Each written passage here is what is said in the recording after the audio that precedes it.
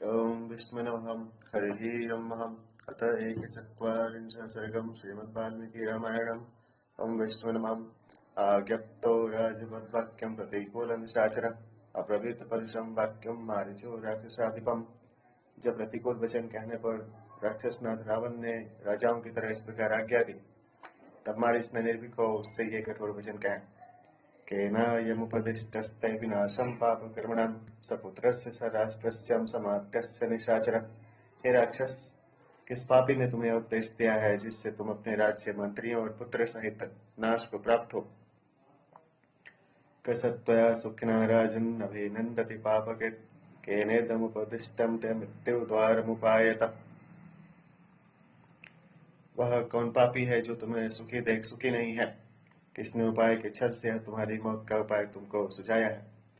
शत्रुवस्तव सुव्यक्तं हीनवीर्यां निशाचरः इच्छन्ति त्वां नश्यन्तं मुपरुह्यं बलीयसाम्। हे राक्षसनाथ, यह तो स्पष्ट ही है कि तुम्हारे शत्रु बलहीन हो गए हैं। इसी से वे चाहते हैं कि कोई बलवान आकर तुम्हें घेर ले और तुम्हें नष्ट कर डाले। किनेदमुपदिष्टं ते क्षुद्रेण हितवादिनः यः स त्वामिच्छति नश्यन्तं स्वकृतेन निशाचरम्। हे रावण, वह कौन नीच और तुम्हारा अहितकारी शत्रु है जो तुम्हें यह शिक्षा दे, तुम्हारा नाश तुम्हारे हाथों करवाना चाहता है।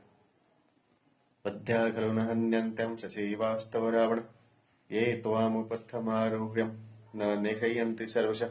हे रावण, सचिव अवश्य ही अबद्ध हैं, किंतु वे सचिव अवश्य मार डालने योग्य हैं जो तुम्हें कुमार्ग पर चलने से नहीं रोकते।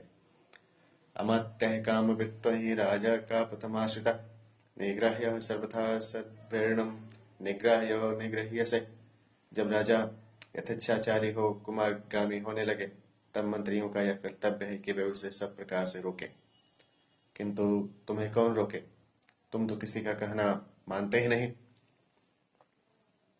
धर्ममर्थं च कामं च यशश्चं जयताम्र स्वामी प्रसादात् सचिवः प्राप्नुवन्ति निशाचर।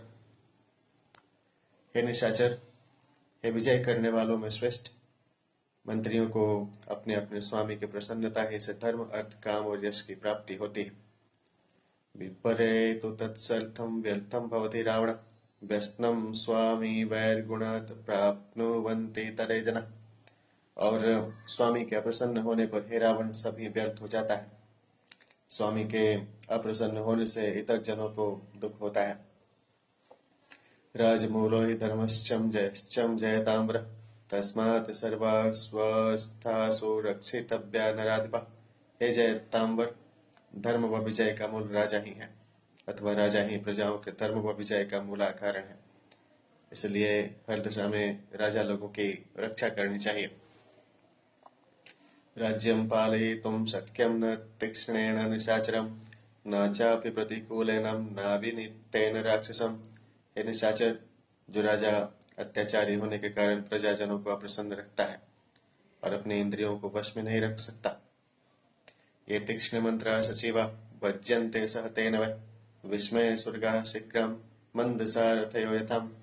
तीक्ष्णेन क्रूरदंडेन प्रतिकूलेन प्रजाविरुद्धेन अभिनित्तेन इन्द्रियजयरहितेन तीक्ष्ण मंत्र तीक्ष्णोपाय प्रयुक्तार विषणे निम्नोवत् प्रसेदे प्रदेशे मंद अपटु। उग्र उपायों से काम लेने वाले मंत्री उस राजा के साथ अपने किए का फल उसी प्रकार भोगते हैं जिस प्रकार ऊंची नीची जमीन पर तेजी के साथ घोड़े हाँकने वाला नौसिखिया सारथी, अर्थात उबड़ खाबड़ सड़क पर तेजी के साथ रथ दौड़ने से केवल घोड़ों ही को कष्ट नहीं होता, किंतु सारथी को भी कष्ट झेलना पड़ता है। बहवः साधवो लोके युक्तां धर्म मनुष्ठिता परेषां पराधीनां विनष्टा सपरिच्छदा। हे रावण, अनेक धर्मज्ञ जो धर्मानुष्ठान में तत्पर और नीति मार्ग का अनुसरण करते हैं, दूसरों के अपराध से अपने परिवार सहित नष्ट हो चुके हैं। स्वामीना प्रतिकूलेन प्रजास्तीक्ष्णेन रावण रक्ष्यमाणा न वर्तन्ते मेषा गोमायुना यथाम। हे रावण, उग्र स्वभाव और प्रतिकूल आचरण संपन्न राजा से रक्षित प्रजा की उन्नति वैसे ही नहीं होती जैसे सियारों से रक्षित भेड़ों को उन्नति नहीं होती। अवश्यं विनशिष्यन्ति सर्वे रावण राक्षसा येषां त्वं कर्कशो राजा दुर्बुद्धिरजितेन्द्रियः। जिन राक्षसों के तुम जैसे क्रूर स्वभाव, निर्बुद्धि और अजितेंद्रिय राजा हो, वे राक्षस अवश्य ही नष्ट हो जाएंगे। युक्तः इति मार्गनिष्ठा तदिदं काकतालीयं घोरमांसादितं मया अत्रैव शोचनीयस्त्वं ससैन्यो विनशिष्यसि। अस्तु, मैं तो इस घोर काम में हाथ डालने से मारा जाऊंगा ही। इसका मुझे सोच नहीं, सोच तो मुझे इसका है कि तुम ससैन्य नष्ट होगे। मां निहत्य तु रामश्चं न चिरात् त्वां वधिष्यसिम् अनेन कृतकृत्योऽस्मि म्रिये यदरीणां हतः। मुझे क्या, मैं यहाँ न मरकर यदि शत्रु राम के ही हाथ से मरूंगा तो शत्रु के द्वारा मारे जाने के कारण कृत्य भी हो जाऊंगा। पर याद रखो, राम तुम्हें भी अविलंब मार डालेंगे। दर्शनादेव रामस्यं हतं मामुपधार्यम् आत्मानं च हतं विद्धि हृत्वां सीतां सबान्धवम्। तो निश्चय जान कि जहाँ राम के सामने मैं गया कि मैं मारा गया, अथवा राम दर्शन ही से तो मुझे मरा समझ ले। साथ ही सीता को हरने से तू भी अपने को परिवार सहित मरा हुआ समझ ले। आन इष्यसि चेत सीतामाश्रमात् सहितोम्यहम् नैव त्वमसि नाहं च नैव लंका निराक्षसा। मान लो, यदि तुम सीता को रामाश्रम से हर भी लाए और मैं भी जीता जागता बच गया, तो भी तुम्हारी मेरी लंका की और लंकावासी राक्षसों की कुशल नहीं। काकतालीयं यादृच्छकम् निर्वार्यमाणस्तु मया हितैषिणं नामृष्यसे वाक्यमिदं निशाचर परेत कल्पाहि गतायुषोनराम हितं न गृह्णन्ति सुहृदिभिरीरितम। हे रावण, मैं तेरा हितैषी हूँ। मेरे मना करने पर भी तू मेरी इन बातों पर कान नहीं देता, सो ठीक ही है। क्योंकि जिन लोगों की आयु समाप्त होने वाली होती है, वे प्रेत तुल्य हो जाते हैं और अपने मित्रों के हितकारी वचनों को नहीं माना करते। अरण्यकांड का 41वां सर्ग पूरा हुआ। ध्यान शूले विष्णु भगवान की जय। था 244 सर्गम। एवं उक्त्वा तु वचनं मारीचो रावणं तथा गच्छावित्य प्रवित्तेन भयाद्रात्रे च प्रभो। मारीच ने राक्षस राज रावण से ऐसे कठोर वचन तो कहे, किंतु उसके भय से भीत हो। साथ ही घबरा कर यह भी कहा कि अच्छा, मैं चलता हूँ। दृष्टश्चाहं पुनस्तेनं शरचापासिधारिणं मद्वद्यो तत्शस्त्रेण विनष्टं जीवितं च मे दीन दौस्त्यमुपपादयति। किंतु यदि मेरे मारने को धनुर्बाण एवं खड्ग लिए हुए रामचंद्र मुझे फिर दिखलाई पड़े तो मेरा प्राण ही गया हुआ ही समझ लेना। नहि रामं पराक्रम्यं जीवन प्रति निवर्तते वर्तते प्रतिरूपोऽसौ यमदंड हतस्यते। क्योंकि कोई भी पुरुष रामचंद्र के सामने जा अपने पराक्रम से जीता जागता नहीं लौट सकता, क्योंकि रामचंद्र यमदंड के समान है। सो तुम और मैं दोनों ही मारे जाएंगे। किन्नु शक्यं मया कर्तुमेवं त्वयि दुरात्मने एष गच्छाम्यहं तातं स्वस्ति ते अस्तु निशाचर। तुम जैसे दुरात्मा पर मेरा क्या अवश्य। अस्तु हे तात, हे निशाचर, तेरा मंगल हो। ले, मैं अब चलता हूँ। प्रहिष्टस्त्वभवत्तेनं वचनेन स रावण परिष्वज्य सुसंश्लिष्टमिदं वचनं ब्रवीत्। मारीच का यह वचन सुन राक्षसेश्वर रावण अत्यंत प्रसन्न हुआ और उसका गाढ़ आलिंगन कर उससे यह वचन बोला। एतच्छोन्दैर्ययुक्तं ते मञ्छन्ददिव भाषितम् इदानीमसि मारीच पूर्वमन्यो निशाचर। हे मारीच, अब तुमने वीरता युक्त बात मेरे मन के अनुसार कही है। अब मैंने जाना कि तुम मारीच हो। पहले तो मैं तुम्हें एक साधारण राक्षस समझता था। सौंदर्य वीरत्वम् आरुह्यतामयं शीघ्र रथो रत्न विभूषिता मया सह तथा युक्त पिशाच वदनः खरे। अब तुम इस रत्न विभूषित और पिशाच मुख वाले खरों से युक्त रथ पर मेरे साथ सवार हो लो। प्रलोभित्वं वैदेहीं यथेष्टं गन्तुमर्हसि तां शून्ये प्रसभं सीताम् आनयिष्यामि मैथिलीम्। और सीता को लुभाकर फिर जहाँ चाहो वहां चले जाना। उस समय मैं सुनी पा सीता को हर लाऊंगा। ततो रावण मारीचो विमानमिव तं रथम् आरुह्य यतो शीघ्र तस्मादाश्रम मंडलात्। तदंतर मारीच और रावण विमान जैसे रथ पर सवार हुए और तुरंत उस आश्रम से रवाना हुए। तथैव तत्र पश्यन्तो पतत्नानि वनानि च गिरिश्च सरितः सर्वा राष्ट्राणि नगराणि च। जाते हुए उन दोनों ने रास्ते में अनेक ग्रामों, वनों, पर्वतों, नदियों, राष्ट्रों और नगरों को देखा। समित्रन्धकारण्य राघवस्याश्रमं तथा ददर्शं सह मारीचो रावणो राक्षसाधिप। तदंतर दंडक वन में जा राक्षस राज रावण और मारीच ने श्री रामाश्रम को देखा। लोगों का अनुमान है कि वर्तमान बंबई नगर का टापू ही मारीच के रहने का स्थान था। अवतीर्यं रथा तस्मात् तत्तः कांचन भूषणात् हस्ते गृहीत्वा मारीचं रावणो वाक्यं ब्रवीत्। तदंतर स्वर्ण भूषित रथ से उतर रावण ने मारीच का हाथ पकड़ा और उससे कहा, एतद् रामाश्रमपदं दृश्यते कदलीवृतं क्रियतां तत्सखे शीघ्रं यदर्थं वयमागता। केले के वृक्षों से घिरा हुआ यही रामचंद्र का आश्रम है। अब हे मित्र, जिस काम के लिए हम लोग आए हैं उसे झटपट कर डालो। स रावण वचः श्रुत्वं मारीचो राक्षसस्तदा मृगो भूत्वा श्रमद्वारिं रामस्य विचचारहम्। तब रावण का यह वचन सुन मारीच राक्षस मृग बनकर रामाश्रम के द्वार पर विचारने लगा। सतो रूपं समास्थाय महत्तद्वत दर्शनम् मणिप्रवर सिंहग्रह सीता सीता मुखाकृति। उस समय मारीच ने अपना बड़ा अद्भुत मृग का रूप बनाया। नीलम की तो उसके सिंगों की नोक थी और मुख की रंगत कुछ सफेद और कुछ काली थी। रक्त पद्मोत्पलमुखम् इंद्रनीलोलपलश्रवा किंचिदभ्युन्नतग्रीवम् इंद्रनीलदलाधर। मुख लाल कमल जैसा था और कान श्याम कमल के समान थे। गर्दन कुछ उठी हुई और शरीर का निचला भाग नील कमल की तरह बैजनी रंग का था। कुंदेन्दु वज्र शंकाशम उदरम चास्य भास्वरम मधुकनिभ पार्श्वश्चम पद्म किंजलकसन्निभ। उसका पेट नीले कमल के रंग का और हीरा की तरह चमकता था। महुआ के पुष्प के रंग की तरह रंग की उसकी दोनों कोखें थीं और कमल के केसर के रंग जैसे रंग की उसकी छवि थी। वैदुर्य शंका सकुर तनोजंग सुसंगृता इंद्रायुध सवर्णेन उच्चैर्णोर्ध्वं विराजता। पन्ने के रंग जैसे रंग के उसके खुर, उसकी जांघें पतली और सब संधियां भरी हुई थी और इंद्रधनुष जैसे रंग की पूंछ को वह उठाए हुए था। मनोहर स्निग्ध वर्णो रत्नैर्नानाविधैर्वृतः क्षणेन राक्षसो जातो मृगः परम शोभनः। वह देखने में बड़ा मनोहर था, सकिंचन रंग का था और तरह तरह के रत्नों के रंगों से उसका शरीर सजा हुआ था। वह मारीच क्षण भर में परम शोभायमान मृग बन गया था। वनम प्राज्वलयन् रम्यं रामाश्वमपदं च तत् मनोहरं दर्शनीयं रूपं कृत्वा स राक्षसः। वह राक्षस मारीच देखने योग्य मनोहर रूप धारण कर उस वन और रमणीक श्री राम आश्रम को शोभित करने लगा। प्रलोभानार्थ वैदेह्यं नाना धातु विचित्रितं विचरन् गच्छते तस्मात् चाद्वलानि समन्ततः।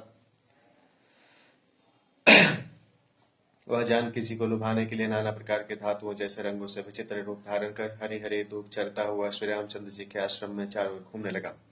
रूप्य बिंदुशतैश्चित्रो भूत्वं सप्रियदर्शन वीटपीनां किशल्यान् भक्तादविचचारहम्। चांदी के रंग की सैकड़ों बूंदों से विभूषित होने के कारण वह बहुत ही भला मालूम पड़ता था और वृक्षों के कोमल पत्तों को चलता हुआ घूमता था। कदली गृहकं गत्वं कर्णिकारानितस्ततः समाश्रयन् मंदगति सीता संदर्शनं तथा। धीमी चाल से इधर उधर घूमता हुआ कभी केलों के और कभी कनेर की कुंजों की ओर जाता, जिससे सीता की दृष्टि में वह पड़ जाए। राजीव चित्र पृष्ठम स विरराज महामृग रामाश्रम पदाप्यासे विजचार यथा सुखम। वह कमल पुष्प के रंग जैसे विचित्र पीठ को दिखलाता श्री राम के आश्रम में सुखपूर्वक मनमाना घूमने लगा।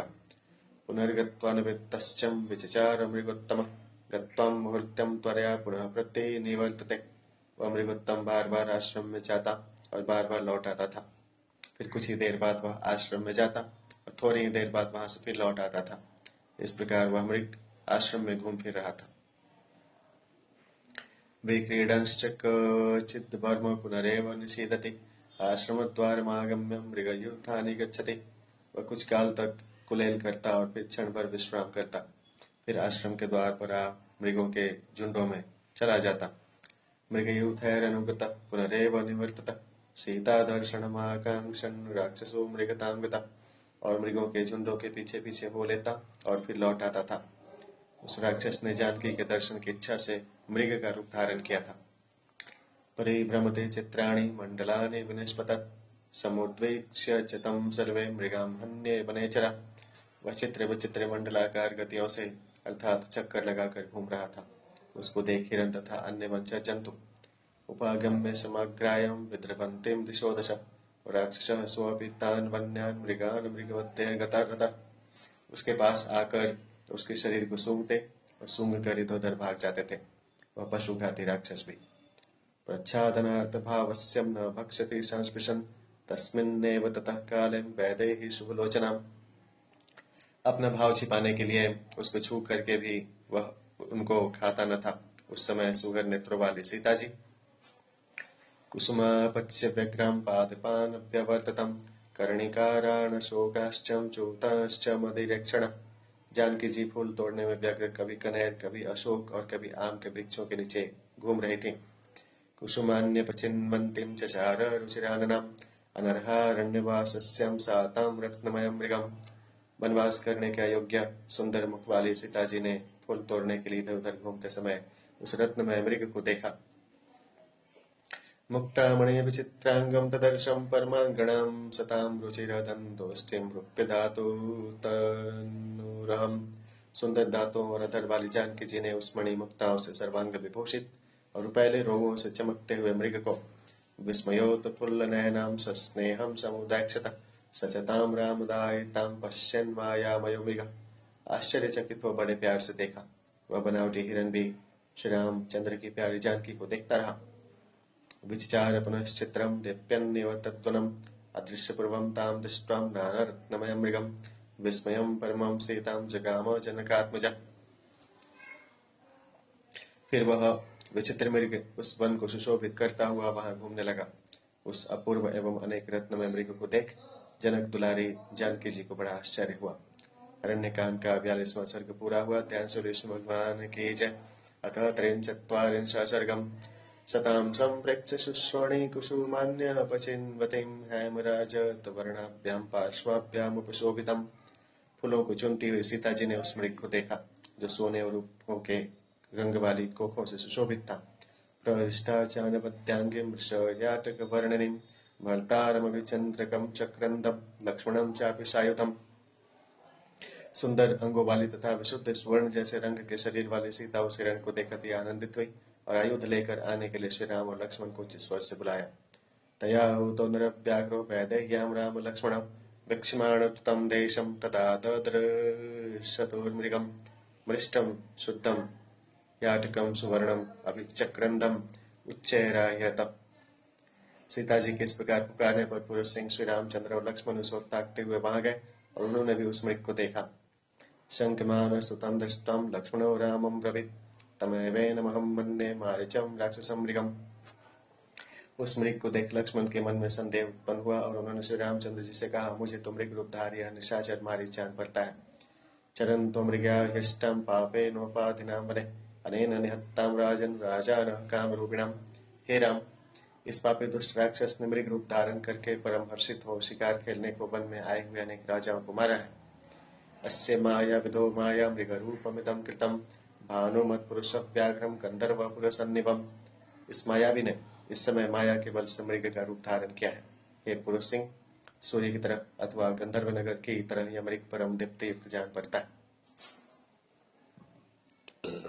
मृगो हिंभं विधो रत्न विचित्रो नास्ति राघवम् जगत्यां जगते नाथा मायैषा हिन संशय उपाधिनां मृग रूप लक्षण।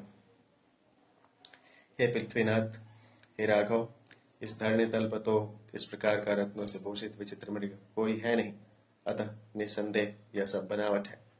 एवं ब्रुवाणं काकुतस्थं प्रतिवार्यं शुचेस्मितां उवाच सीतां संगृष्टां चर्मणा रथचेतनां। छद्मवेशधारी मृग को देखने से हतबुद्धि हुई सीता लक्ष्मण को बोलने से रोककर अपरम प्रसन्न हो एवं मुस्कुराकर श्री रामचंद्र जी से बोली, आर्यपुत्राभिरामोऽसौ मृगो हरति मे मनः अनयनम महाबाहो क्रीडार्थम न भविष्यति। हे आर्यपुत्र, यह परम मनोहर मृग मेरे मन को हरे लेता है, सो हे महाबाहो इसे तुम ले आओ, मैं इसके साथ खेला करूंगी। यह श्रम पदेस्माकं बहवः पुण्य दर्शनम मृगाश्चरन्ति सहिता मृगराश्चमरास्तथां वृक्षाः पृषतशृङ्गाक्षं वानराः किन्नरास्तथा विचरन्ति महाबाहो रूपश्रेष्ठा मनोहरा। हे महाबाहो, हमारे इस आश्रम में बहुत से मनोहर एवं श्रेष्ठ रूप वाले मृग, श्रीमर, वृक्ष, पृषत, वानर और किन्नर आदि जातियों के अनेक जीव घुमा फिरा करते हैं।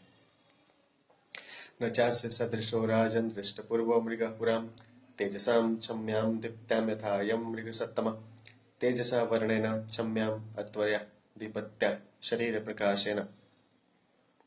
किंतु हे राजन, जैसा रंग और जैसी चमक इस उत्तम हिरण में है और जैसा यह शांत स्वभाव है, वैसा हिरण तो मैंने दूसरा पहले कभी नहीं देखा। नाना वर्ण विचित्रांगो रत्नबिंदु समाचिता द्योतेन वनमयग्रह शोभते शशि सन्निभा। इसका सारा शरीर कैसा रंग बिरंगा है, बीच बीच में रत्नों के बिंदु की कैसी शोभा दे रही है। यह मृग चंद्रमा के समान वन भूमि को शांत भाव से कैसा प्रकाशित कर रहा है। अहो रूप महो लक्ष्मी स्वर संपच्च शोभनम मृगो अद्भुतो विचित्राणांगो हृदयम हरति ममे। देखो तो इसके शरीर का रंग और कांति कैसी अच्छी है और कैसा मनोहर इसका शब्द है। हे राम, यह रंग बिरंगा अद्भुत हिरण मेरे मन को हरे लेता है। यदि ग्रहणं भव्यतिं जीवन्नेव मृगस्तवम् आश्चर्यभूतं भवते विस्मयं जनयिष्यति। यदि तुम कहीं से जीता ही पकड़ लेते तो यह बड़ा आश्चर्यप्रद पदार्थ आश्रम में रहकर विस्मय उत्पन्न क्या करता। समाप्त वनवासानां राज्यस्थानं च न पुनः अंतःपुर विभूष्यार्थो मृग एष भविष्यति। फिर वनवास की अवधि बीतने पर जब हम लोग अयोध्या चलेंगे तब यह मृग हमारे वनवास की शोभा होगा। रूपम वर्ण लक्ष्मी कांति भरतस्यार्यपुत्रस्तं श्वश्रूणां मम च प्रभो मृगरूपमिदं व्यक्तं विस्मयं जनयिष्यति। हे प्रभु, इस उत्तम मृग को देख देख कर भरत, आप मेरी सास और मैं स्वयं विस्मित हुआ करूंगी। जीवन यदि तेभ्येतिं ग्रहणं मृग सत्तम अजिनं नरशार्दूलं रुचिरं में भविष्यति। यदि यह मृगोत्तम जीता न भी पकड़ मिले तो हे पुरुष सिंह, इसका चाम भी मुझे बहुत पसंद आवेगा। निहतस्यास्य सत्त्वस्यं जाम्बुनदमयत्वच्चि शष्पवृष्यां विनितायाम् इच्छाम्यहमुपासितुम्। यदि हमारा ही गया तो इसकी सुनहले चाम को चटाई पर बिछाकर मैं बैठना पसंद करूंगी। कामवृत्तमिदं रौद्रं स्त्रीणां सदृशं मतं वपुषा त्वस्य सत्त्वस्यं विस्मयो जनितो मम। यद्यपि यह मैं जानती हूँ कि मनमानी चीज पर मन चलाकर उसकी प्राप्ति के लिए पति को प्रेरणा करना सती स्त्रियों के लिए सर्वथा अनुचित और भयंकर कृत्य है, तथापि इस मृग की अद्भुत देह ने मुझे अत्यंत विस्मित कर दिया है। मृग रूपम प्रशस्त मृग शप्स्वृत्स्य बालतृणय कृतावश्य उपासितुं स्थातुं विनीतायम् आश्रितायम् कामवृत्तं भर्तिपेण रूप स्वेच्छा व्यापार असदृशम् अयुक्तम्।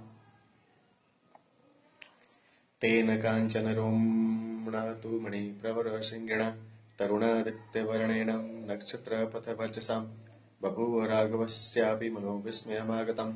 एवं सीतावच श्रुतं तं दृष्ट्वा मृगमद्भुतम्। इतने में श्री रामचंद्र जी भी उस स्वर्ण रोम वाले मणिभूषित सिंहों वाले तरुण सूर्य के समान कांति वाले और आकाश के समान रंग वाले मृग को देख विस्मित हुए। सीता के ऐसे वचन सुन और उस अद्भुत मृग को देख लोभितस्तेन रूपेण सीताया च प्रचोदितः उवाच राघवो हृष्टो भ्रातरं लक्ष्मणं वच। श्री रामचंद्र जी का मन उस मृग पर लुभा गया। वे सीता जी के कथन को मान और प्रसन्न हो अपने भाई लक्ष्मण से बोले, पश्य लक्ष्मण वैदेह्यां स्पृहां मृगगत्तामिमां रूपश्रेष्ठतया ह्येषं मृगोद्यम न भविष्यति। हे लक्ष्मण, देखो तो सीता इस मृग के सौंदर्य पर कैसी लट्टू हो गई है। सचमुच जब ऐसा मृग मिलना दुर्लभ है। न वने नंदनोद्देश्य न चैत्र रथ संश्रय कुतः पृथिव्यां सौमित्रे यो अस्यं कश्चित् सममृग। क्योंकि हे लक्ष्मण, जब ऐसा मृग नंदन वन और चैत्र रथ वन ही में नहीं है तब पृथ्वी पर ऐसा मृग मिलना सर्वथा दुर्लभ है। नक्षत्रपथ छायावतम प्रति सोमानुशोभाश्चम रुचिरां रोमराज्य शोभन्ते मृगमाश्रितं चित्रं कनकबिन्दुभिः। इस मृग के शरीर पर आड़ी तिरछी सुंदर रोमावली स्वर्ण बिंदुओं से भूषित हो कैसी अद्भुत जान पड़ती है। पश्याश्च जिम्भमानस्यं दीप्तामग्निशिखोपमां जिह्वां मुखानि सरन्तीं मेघादिव शतहृदाम्।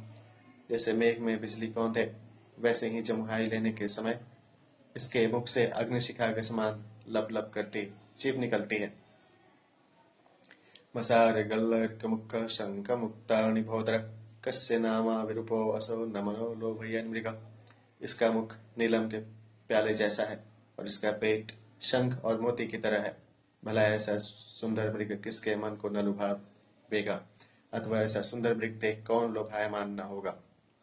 कस्य रूपमिदं दृष्ट्वां जाम्बूनदमयं प्रभो नानारत्नमयं दिव्यं नामनो विस्मयं व्रजेत्। इसका स्वर्ण निर्मित और नाना रत्न बचित दिव्य रूप देख किसका मन विस्मित न होगा। किम पुनर्मैथिलीं सीता बाला नारी न विस्मये मांस हेतोरपि मृगान विहारार्थं च धन्विनः। प्रतिलोमा तिर्यग्भूता अनुलोमा अनुकूला चित्र आश्चर्यभूता अभिरूपा सुंदर।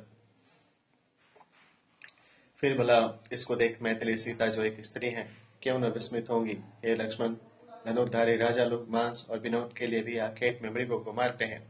घ्रांति लक्ष्मण राजानो मृगयायम महाबने धनानि व्यवसायेनम विचीयन्ते महाबने। राजाओं को शिकार के लिए बड़े बड़े वनों में घूमने फिरने पर बहुमूल्य पदार्थ भी मिल जाते हैं। धातव विविधाश्चापि मणिरत्न सुवर्णिन तत्सारम अखिलम निर्णम धनम निचय वर्धनम। अनेक प्रकार के धातुएं, तरह तरह की मणियां, रत्न और स्वर्ण उनको मिलते हैं। इन श्रेष्ठ पदार्थों से राजा लोग अपने धनागार की वृद्धि करते हैं। मनसा चिंतितं सर्वं यथा शुक्रस्य लक्ष्मणं अर्थिं येनार्थकृत्येण समृज्यत विचारण। हे लक्ष्मण, इसलिए वन में सब लोगों की इच्छा उसी प्रकार पूरी होती है इस प्रकार शुक्र की इच्छा पूरी हुई थी। अर्थ के लिए उद्योग करने में जो अर्थ अनायास मिल जाए। तमर्थमर्थ शास्त्रज्ञं प्राहुरत्याश्च लक्ष्मणं एतस्य मृगरत्नस्य परार्घ्याय काञ्चनत्वचि उपवेक्ष्यति वैदेहीं मया सह सुमध्यमां न कादली न प्रियकी न प्रवेणी न चाविकी। मृगरत्नस्य मृगश्रेष्ठस्य परार्ध्याय श्लाघये भवेदेतस्य सदृशीं स्पर्शनेनेति मे हृदि एष चैव मृगः श्रीमान् यश्चं दिव्यो नभश्चर। हे लक्ष्मण, उसी अर्थ को अर्थशास्त्रज्ञ अर्थ कहते हैं। अतः इस श्रेष्ठ मृग के श्लाघ्य सुनहरी खाल पर सुंदर कमर वाली जानकी मेरे साथ बैठेंगी। मेरी समझ में इस मृग की खाल के बराबर छूने में कोमल न तो कादली, न प्रियकी, न प्रवेणी, न चाविकी जाति के हिरणों की खाल हो सकती है। यह मृग और आकाशचारी दिव्य। उभावे तो मृगो दिव्यो तारा मृग महे मृगो यदि व्यायम तदा यन्मां भवेद्वदसि लक्ष्मणम्। मृगशिरा नक्षत्र रूपी मृग दोनों ही अत्यंत शोभायुक्त हैं। हे लक्ष्मण, यदि तुम्हारा कहना ही ठीक हो। मायेषां राक्षसस्येतिं कर्तव्योऽस्य वधो मया एतेन हि निशंसेन मारीचेन कृतात्मनः। और यह राक्षसी माया ही हो तो भी इसका वध करना मेरा कर्तव्य है, क्योंकि इसका साई मारीच ने दुष्टता पूर्वक वने विचरतां पूर्वं हिंसितां मुनिपुंगवः उत्थाय बहवोयनं मृगयायं जनाधिपः। वन में विचरते हुए पहले अनेक श्रेष्ठ मुनियों का वध किया है और वन में प्रकट हो शिकार खेलने के लिए आए हुए अनेक राजाओं को जो नभश्चरो मृगशीर्ष अकृतात्मा दुष्टभावेन उत्थाय प्रादुर्भय न्यत्ता परमिच्छवासास्तस्य त्वत्यस्त्वयं मृगः पुरस्तादेह वातापि परिभूय तपस्विनः। बड़े बड़े धनुर्धारी थे, इसने वध किया है, इसलिए भी यह मृग रूपधारी मारीच मारने योग्य है। पूर्व काल में वातापी नामक राक्षस तपस्वियों को धोखा देकर उदरस्थोदजानहन्तीं स्वगर्भो स्वतीं स कदाचिच्चरा लोभा दाससादं महामुनि। और उनके पेट में घुस उनको वैसे ही मार डाला करता था जैसे गर्भस्थ कचरी अपनी माता को मार डालती है। सो उस राक्षस ने बहुत दिनों बाद लोभ में पर अगस्त जी पर हाथ साफ करना चाहा। अगस्त्यं तेजसा युक्तं भक्षस्तस्य बभूवहं समो तत्थानि च तद्रूपं कर्तुकामं समीक्षितम्। ओतस्मै त्वं तु भगवान् वातापीमिदं ब्रवीत् त्वया विगण्य वातापे परिभूता स्वतेजसा जीवलोकद्विजश्रेष्ठस्तस्मादसि जरां गतः तदेतन्न भवेद्रक्षु वातापीरीव लक्ष्मणः। वह राक्षस अगस्त्य मुनि का भक्ष्य बन गया। इस श्राद्ध के अंत में अपना पूर्व रूप धारण करने की इच्छा उस राक्षस के देख अगस्त्य जी ने हंसकर उससे यह कहा, हे वातापे, तूने बिना समुत्थान श्राद्धांते तद्रूपम रक्षो रूपम अभिगण्य विचार्य। हे वातापे, तूने बिना सोचे समझे इस जीवलोक में बहुत ब्राह्मणों को अपने छल से नष्ट किया है, अतः तू मेरे पेट में जीर्ण हो जा। हे लक्ष्मण, वातापी की तरह ही क्या यह राक्षस नहीं है? मध्यधम योतिमन्येतम धर्मनित्यं जितेन्द्रियं भवेद्दतो यं वातापिरगस्तेनैव मां गतः। जब यह मेरे जैसे जितेंद्रिय और सदा धर्म तक पर रहने वाले का तिरस्कार करता है, तब यह उसी तरह मेरे हाथ से मारा जाएगा जिस प्रकार अगस्त द्वारा वातापी मारा गया था।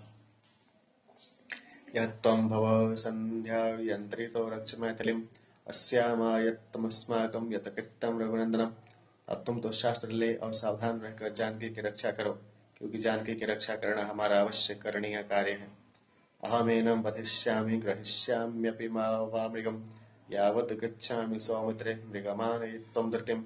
अब मैं या तो इस मृग को पकड़ कर ही लाता हूँ अथवा इसका वध ही करता हूँ। हे लक्ष्मण, अब मैं इस मृग को लाने के लिए शीघ्रतापूर्वक जाता हूँ। पश्य लक्ष्मण वैदेहीं मृगत्वचि गतस्पृशाम् त्वचा प्रधानयां येष मृगोद्यम न भविष्यति। देखो लक्ष्मण, सीता जी की लालसा इस मृग चर्म में कितनी अधिक है। इससे यह हिरण अपनी खाल के कारण आज अवश्य मारा जाएगा। अप्रमत्तेन ते भामयाश्मास्तेन सीतां यावत् पृष्ठतमेकेनं सायकेन निहम्यहम् हत्वैतच्चर्मचादायं शीघ्रमेष्यामि लक्ष्मण। हे लक्ष्मण, जब तक मैं इस मृग को एक ही बाण से मार और इसका चाम ले लौट कर न आऊं, तब तक तुम सावधानता पूर्वक इस आश्रम में सीता के पास रहो। मैं शीघ्र ही लौट कर आता हूं। प्रदक्षिणेनातिबलेनं पक्षिणां जटायुषां बुद्धिमतां च लक्ष्मणं भवा प्रमत्तः परिगृह्य मैथिलीं प्रतीक्षणं सर्वतः एव शंकितः। हे लक्ष्मण, तुम जानकी की रक्षा के लिए अत्यंत बली और चतुर जटायु के साथ सबके सदा चौकन्ने रहकर यहाँ सावधान बने रहना। अरण्य कांड का 43वां सर्ग पूरा हुआ। ध्यान से विष्णु भगवान ने की जाता प्रदक्षिणेन अत्यंत समर्थेन अथ चतुश्चत्वारिंशः सर्गम्। तथा तुम तम समादिश्यं भ्रातरं रघुनंदन बबंधासी महातेजं जाम्बूनदमयत सरुम। भाई को इस प्रकार समझाकर श्री रामचंद्र ने सोने की मुठ लगी हुई तलवार ली। अतस्तयवनतं चापामादायात्मविभूषणम् आवध्य च कलापोतौ जगामोदग्र विक्रम। फिर 3 जगह से झुका हुआ धनुष जो उनका आभूषण था ले और 2 तरकस पीठ पर बांध प्रचंड पराक्रमी श्री रामचंद्र रवाना हुए। तं वत्स्यानुराजेन्द्रम् आपतन्तं निरीक्ष्य वै बभूवान्तर्हितस्त्रासान् पुनः संदर्शने भवत्। राजेंद्र श्री रामचंद्र जी को आते देख धोखेबाज मारीच कुछ देर के लिए छिप गया, पीछे से फिर दिखलाई दिया। पद्यासिन्धनुरादायं प्रदुर्द्रावयतो मृगः तं स्म पश्यति रूपेणं द्योतमानमिवाग्रतः। श्री रामचंद्र जी भी खड़ग कमर में बांधे और धनुष हाथ में लिए हुए जिधर वह देख पड़ा उसी की ओर चले। मारीच कांतिमान श्री रामचंद्र जी को अपने सामने ही देखता था। तस्रु कष्टमुष्टि अवेक्ष्यावेक्ष्य धावन्तं धनुष्पाणिं महाबले अतिवृत्तं शोभाताल्लोभयानं कदाचनम्। कभी वह मृग धनुषधारी श्री रामचंद्र को बार बार देखकर उस महाबल में दौड़ लगाता, कभी कुलांचे मारकर दूर हो जाता और कभी अति निकट आ उनको लुभाता। शंकितं तु समुद्भ्रान्तं उत्पतन्तं इवाम्बरे दृश्यमानम् अदृशं च वनोद्वेषेषु केषुचित्। कभी शंकित और घबरा कर वह इतने ऊंची छलांग भरता कि मानो वह आकाश में चला जाएगा, कभी देखते ही देखते अदृश्य हो जाता और कभी वन में दूर जा निकलता। छिन्नाभ्रैरिव संवेतं शारदं चंद्रमंडलम मुहूर्तां देव तदृशे मुहुर्दूरात् प्रकाशते। कभी वह पवन से चितराए हुए मेघों से गिरे हुए शरतकालीन चंद्रमा की तरह छिप जाता और मुहूर्त बाद ही फिर दूर पर दिखलाई पड़ता था। दर्शनादेवं स्वपाकर्षत राघवं सुदूरमाश्रमस्यास्यं मारीचो मृगतागता। इस प्रकार बार बार छिपता और प्रकट होता हुआ मृग रूपधारी मारीच श्री रामचंद्र जी को आश्रम से दूर ले गया। आसित क्रुद्धस्तु काकुतस्त्व विवशः तेन मोहितः अथावत्तस्थे श्रुशान्तश्छायामाश्रित्य श्रादले। विवशः कुतूहल परवशः मोहितः वंचितः पाठांतरे संभ्रांतः। श्री रामचंद्र जी कुतूहलतावशों मारीच से जब इस प्रकार चले गए, तब वे क्रुद्ध और थक जाने के कारण छाया युक्त तृणमय स्थान पर खड़े हो गए। स तन्मुन्मादायमासं मृगरूपो निशाचर मृगः परिवृत्तो वन्यैर्दौरात्य प्रत्यदृश्यत। वह मृग रूपधारी निशाचर श्री रामचंद्र जी को बुलावा देने के लिए अन्य मृगों में जा मिला और समीप ही देख पड़ा। गृहीतु कामं दृष्टैनं पुनरेवाभ्यधावतं तत्क्षणादेव सन्द्रासान् पुनरन्तर्हितो भवत्। जब उसने देखा कि श्री रामचंद्र जी मुझे पकड़ा ही चाहते हैं, तब वह फिर भागा और डर कर फिर छिप गया। पुनरेव ततो दूराद्वश्चण्डाद्विनिश्चितं दृष्ट्वा राम महातेजास्तं हन्तुं कृतनिश्चय। फिर वह बहुत दूर जाकर वृक्ष समूह से निकलता हुआ दिखलाई पड़ा। महातेजस्वी श्री रामचंद्र जी ने यह देखकर अब उस मृग को मार डालना ही निश्चय किया। भूयस्तु शरमुद्यक्तं कोपितस्तत्र राघव सूर्यरश्मि प्रतीकांशं ज्वलन्तं मरेमर्दनम्। उन्होंने रोष में भरकर बड़े वेग से तरकस से सूर्य की तरफ चमचमाता और शत्रु का नाश करने वाला एक बाण निकाला। संधाय सुदृढ़े चापे विकृष्यं बलवत्तले तमेव मृगमुददृश्यं श्वसन्तमिव पन्नगम्। और उसको अपने मजबूत धनुष पर चढ़ा और रोदे के बल पूर्वक खींच और हिरण का निशाना बांध फुसकारते हुए सांप की तरफ मुमोचम ज्वलितम दीप्तम अस्त्रम ब्रह्म विनिर्मितम शरीरम मृगरूपस्य विनिर्मित्यम शरोत्तम। छोड़ा। ब्रह्मा के बनाए हुए और चमचमाते हुए उस उत्तम बाण ने जाकर उस मृग के शरीर को विदीर्ण कर डाला। मारीचस्यैव हृदयं बिभेदा सन्निपा ताला मात्रम् अथोत्पलुत्यं न्यापतस्तत्सशरातुर। उस वज्र तुल्य बाण के लगने से मारीच एक ताड़ वृक्ष के बराबर ऊंचा उछलकर और बाण की चोट से व्यथित हो जमीन पर गिर पड़ा। वीनदन् भैरवं नादं धरण्यामल्पजीवितः म्रियमाणस्तु मारीचो जहोतां कृत्यमां तनुम्। जमीन पर गिर अल्प समय जीने वाले मारिच ने भयंकर नाद किया। मरते समय मारिच ने बनावटी हिरण के शरीर को त्याग दिया।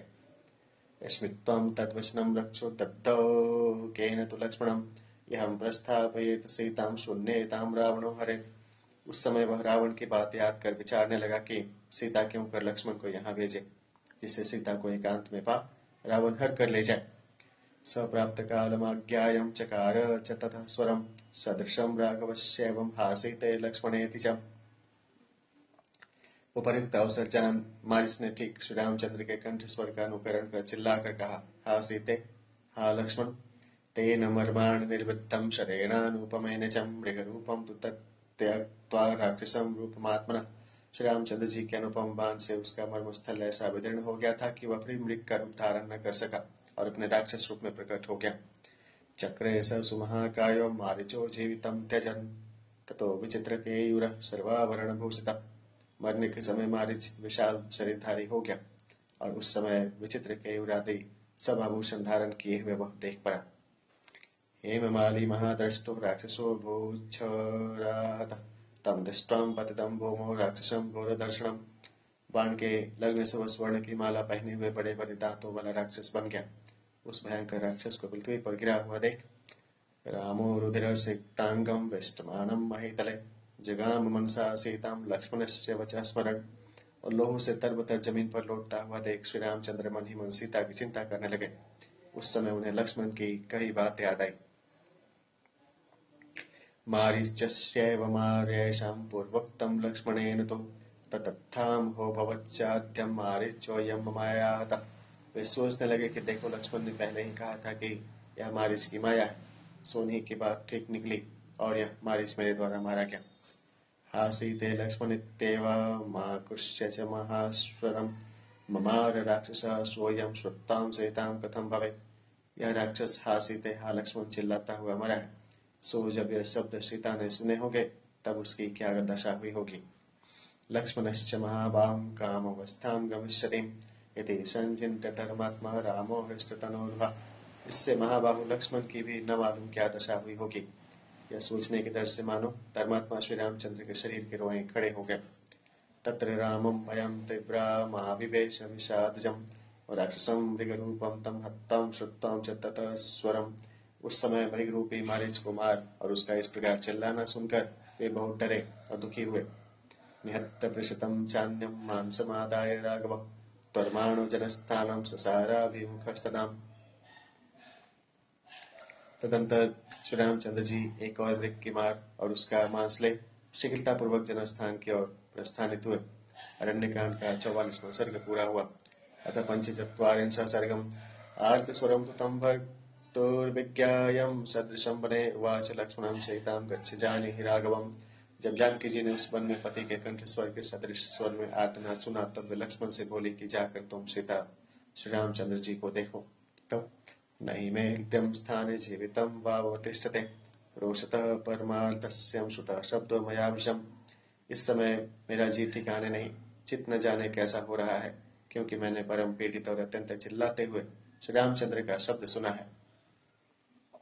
आक्रंदमानं तु वने भ्रातरं त्रातुमर्हसि तं क्षिप्रमधिधावं तं भ्रातरं शरणे शीर्णं स्थाने स्वस्थाने जीवितं प्राण शरणैषिणं दक्षकार्थिनं पाठांतरे तिष्ठति। अतः तुम वन में जाकर इस प्रकार आर्तनाद करने वाले अपने भाई की रक्षा करो और दौड़कर शीघ्र जाओ, क्योंकि उनको इस समय रक्षक की आवश्यकता है। रक्षसां वशमापन्नं सिंहानामिव गोवंशं न जगाम रथेत्यस्तु भ्रातुरज्ञाय शासनम। जान पड़ता है कि वे राक्षसों के वश में जा पड़े हैं, इसी से वे सिंहों के बीच में पड़े हुए बैल की तरह विकल हैं। सीता जी के इस कहने पर भी लक्ष्मण जी न गए, क्योंकि उनको उनके भाई श्री रामचंद्र जाते समय आश्रम में रहकर सीता की रखवाली करने की आज्ञा दे गए थे। तमुवाच ततस्तत्रं कुपितां जनकात्मजा सौमित्रे मित्ररूपेणं भ्रातुस्त्वमसि शत्रुवत्।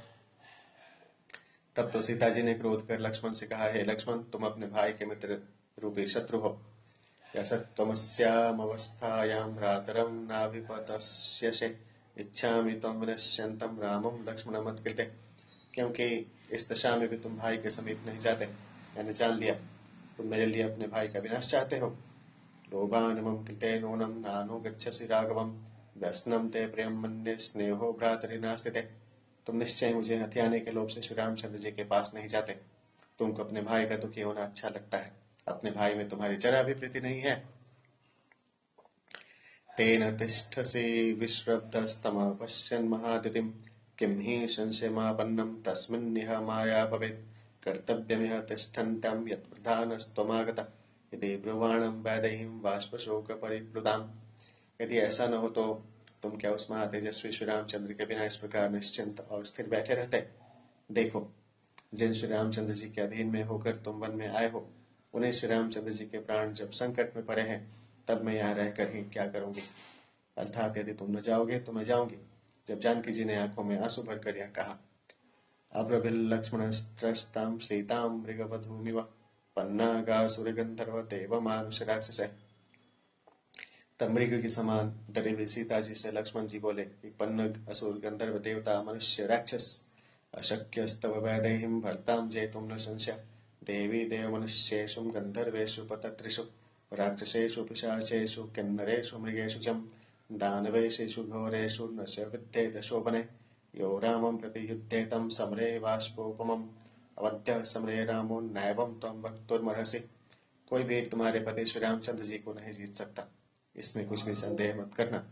हे सीते, हे शोभने, देवताओं, मनुष्यों, गंधर्वों, पक्षियों, राक्षसों, पिशाचों, किन्नरों, मृगों, भयंकर बानरों में कोई भी ऐसा नहीं जो इंद्र के समान पराक्रमी श्री रामचंद्र के समान है रण क्षेत्र में खड़ा रह सके। युद्ध क्षेत्र में श्री रामचंद्र अवध्य हैं, अतः तुमको ऐसा कहना उचित नहीं। न त्वमास्मिन् वने यातुं मुत्सहे राघवं विना अनिवार्यं बलं तस्य बलैर्बलवत्तामपि। श्री रामचंद्र जी की अनुपस्थिति में मैं तुम्हें इस वन में अकेले छोड़कर नहीं जा सकता। बड़े बड़े बलवानों की भी यह शक्ति नहीं कि वे श्री रामचंद्र के बल को रोक सके। त्रिभिर्लोके समुद्युक्ते श्रेष्वरैरपि साम्रे हृदयं निवृतं ते अस्तु संतापस्त्यज्यतामयम्। अगर तीनों लोगों समस्त देवताओं सहित इंद्र इकट्ठे हो जाएं, तो भी श्री रामचंद्र का सामना नहीं कर सकते। अतः तुम संताप को दूर कर आनंदित हो। आगमिष्यति ते वर्तां शीघ्रं मत्वा मृगोत्तमं न च तस्य स्वरो व्यक्तं मायया केनचित् कृता। उस उत्तम मृग कुमार तुम्हारे पति शीघ्र आ जाएंगे। जो शब्द तुमने सुना है वह श्री रामचंद्र जी का नहीं है, यह तो किसी का बनावटी शब्द है। गंधर्व नगर प्रख्यां माया सा तस्य राक्षस न्यासभूतासि वैदेहीं न्यस्तां मही महात्मनां रामेण त्वं वरारोहे न त्वं त्यक्तुमिहोत्सहे कृतवैराश्च वैदेहीं वयमित्यैर्निशाचरे। खरस्य निधनादेवं जनस्थानवधं प्रति राक्षसा विविधा वाचो वृषिजन्ति महावने। बल्कि गंधर्व नगर की तरह यह उस राक्षस की माया है। हे सीते, महात्मा श्री रामचंद्र जी मुझको तुम्हें धरोहर की तरह सौंप गए हैं, अतः हे वरारोहे, मैं तुम्हें अकेले छोड़कर जाना नहीं चाहता। हे वैदेही, एक बात और है, जनस्थान निवासी खरादे राक्षसों का वध करने से राक्षसों से हमारा वैर हो गया है। सो इस महावन में राक्षस लोग हम लोगों को धोखा देने के लिए भांति भांति की बोलियां बोला करते हैं।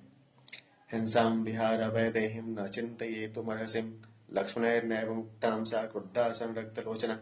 और साधु जनों को पीड़ित करना राक्षसों का भी एक प्रकार का खेल है, अतः तुम किसी बात की चिंता मत करो। जब लक्ष्मण ने इस प्रकार कहा तब सीता जी के नेत्र मारे क्रोध के लाल हो गए। अब्रवीत परुषम वाक्यम लक्ष्मणं सत्यवादिनम् अनार्यां करुणारंभं नृशंसं कुलपाशनम् अहं तं प्रियं मन्ये रामस्य व्यसनं महत् रामस्य व्यसनं दृष्टं तेनेन तानि प्रभाषसे वाचो विसृजन्ति अस्मन्मोहनार्थमिति शेषः हिंसैव साधुजना पीडैव विहारि येषाम् अनार्यदुःशीलम् अकरुणारम्य दया प्रसक्तिरहित। और उन्होंने लक्ष्मण से जो यथार्थ बात कह रहे थे कठोर वचन कहते हुए कहा, हे दोषील कठोर हृदय, ये क्रूर स्वभाव और कुल कलंक मैं जान गए थे कि श्री रामचंद्र जी का विषदग्रस्त होना तुझको भला लगता है, तभी तो श्री रामचंद्र जी को विषदग्रस्त देख ऐसा कहता है।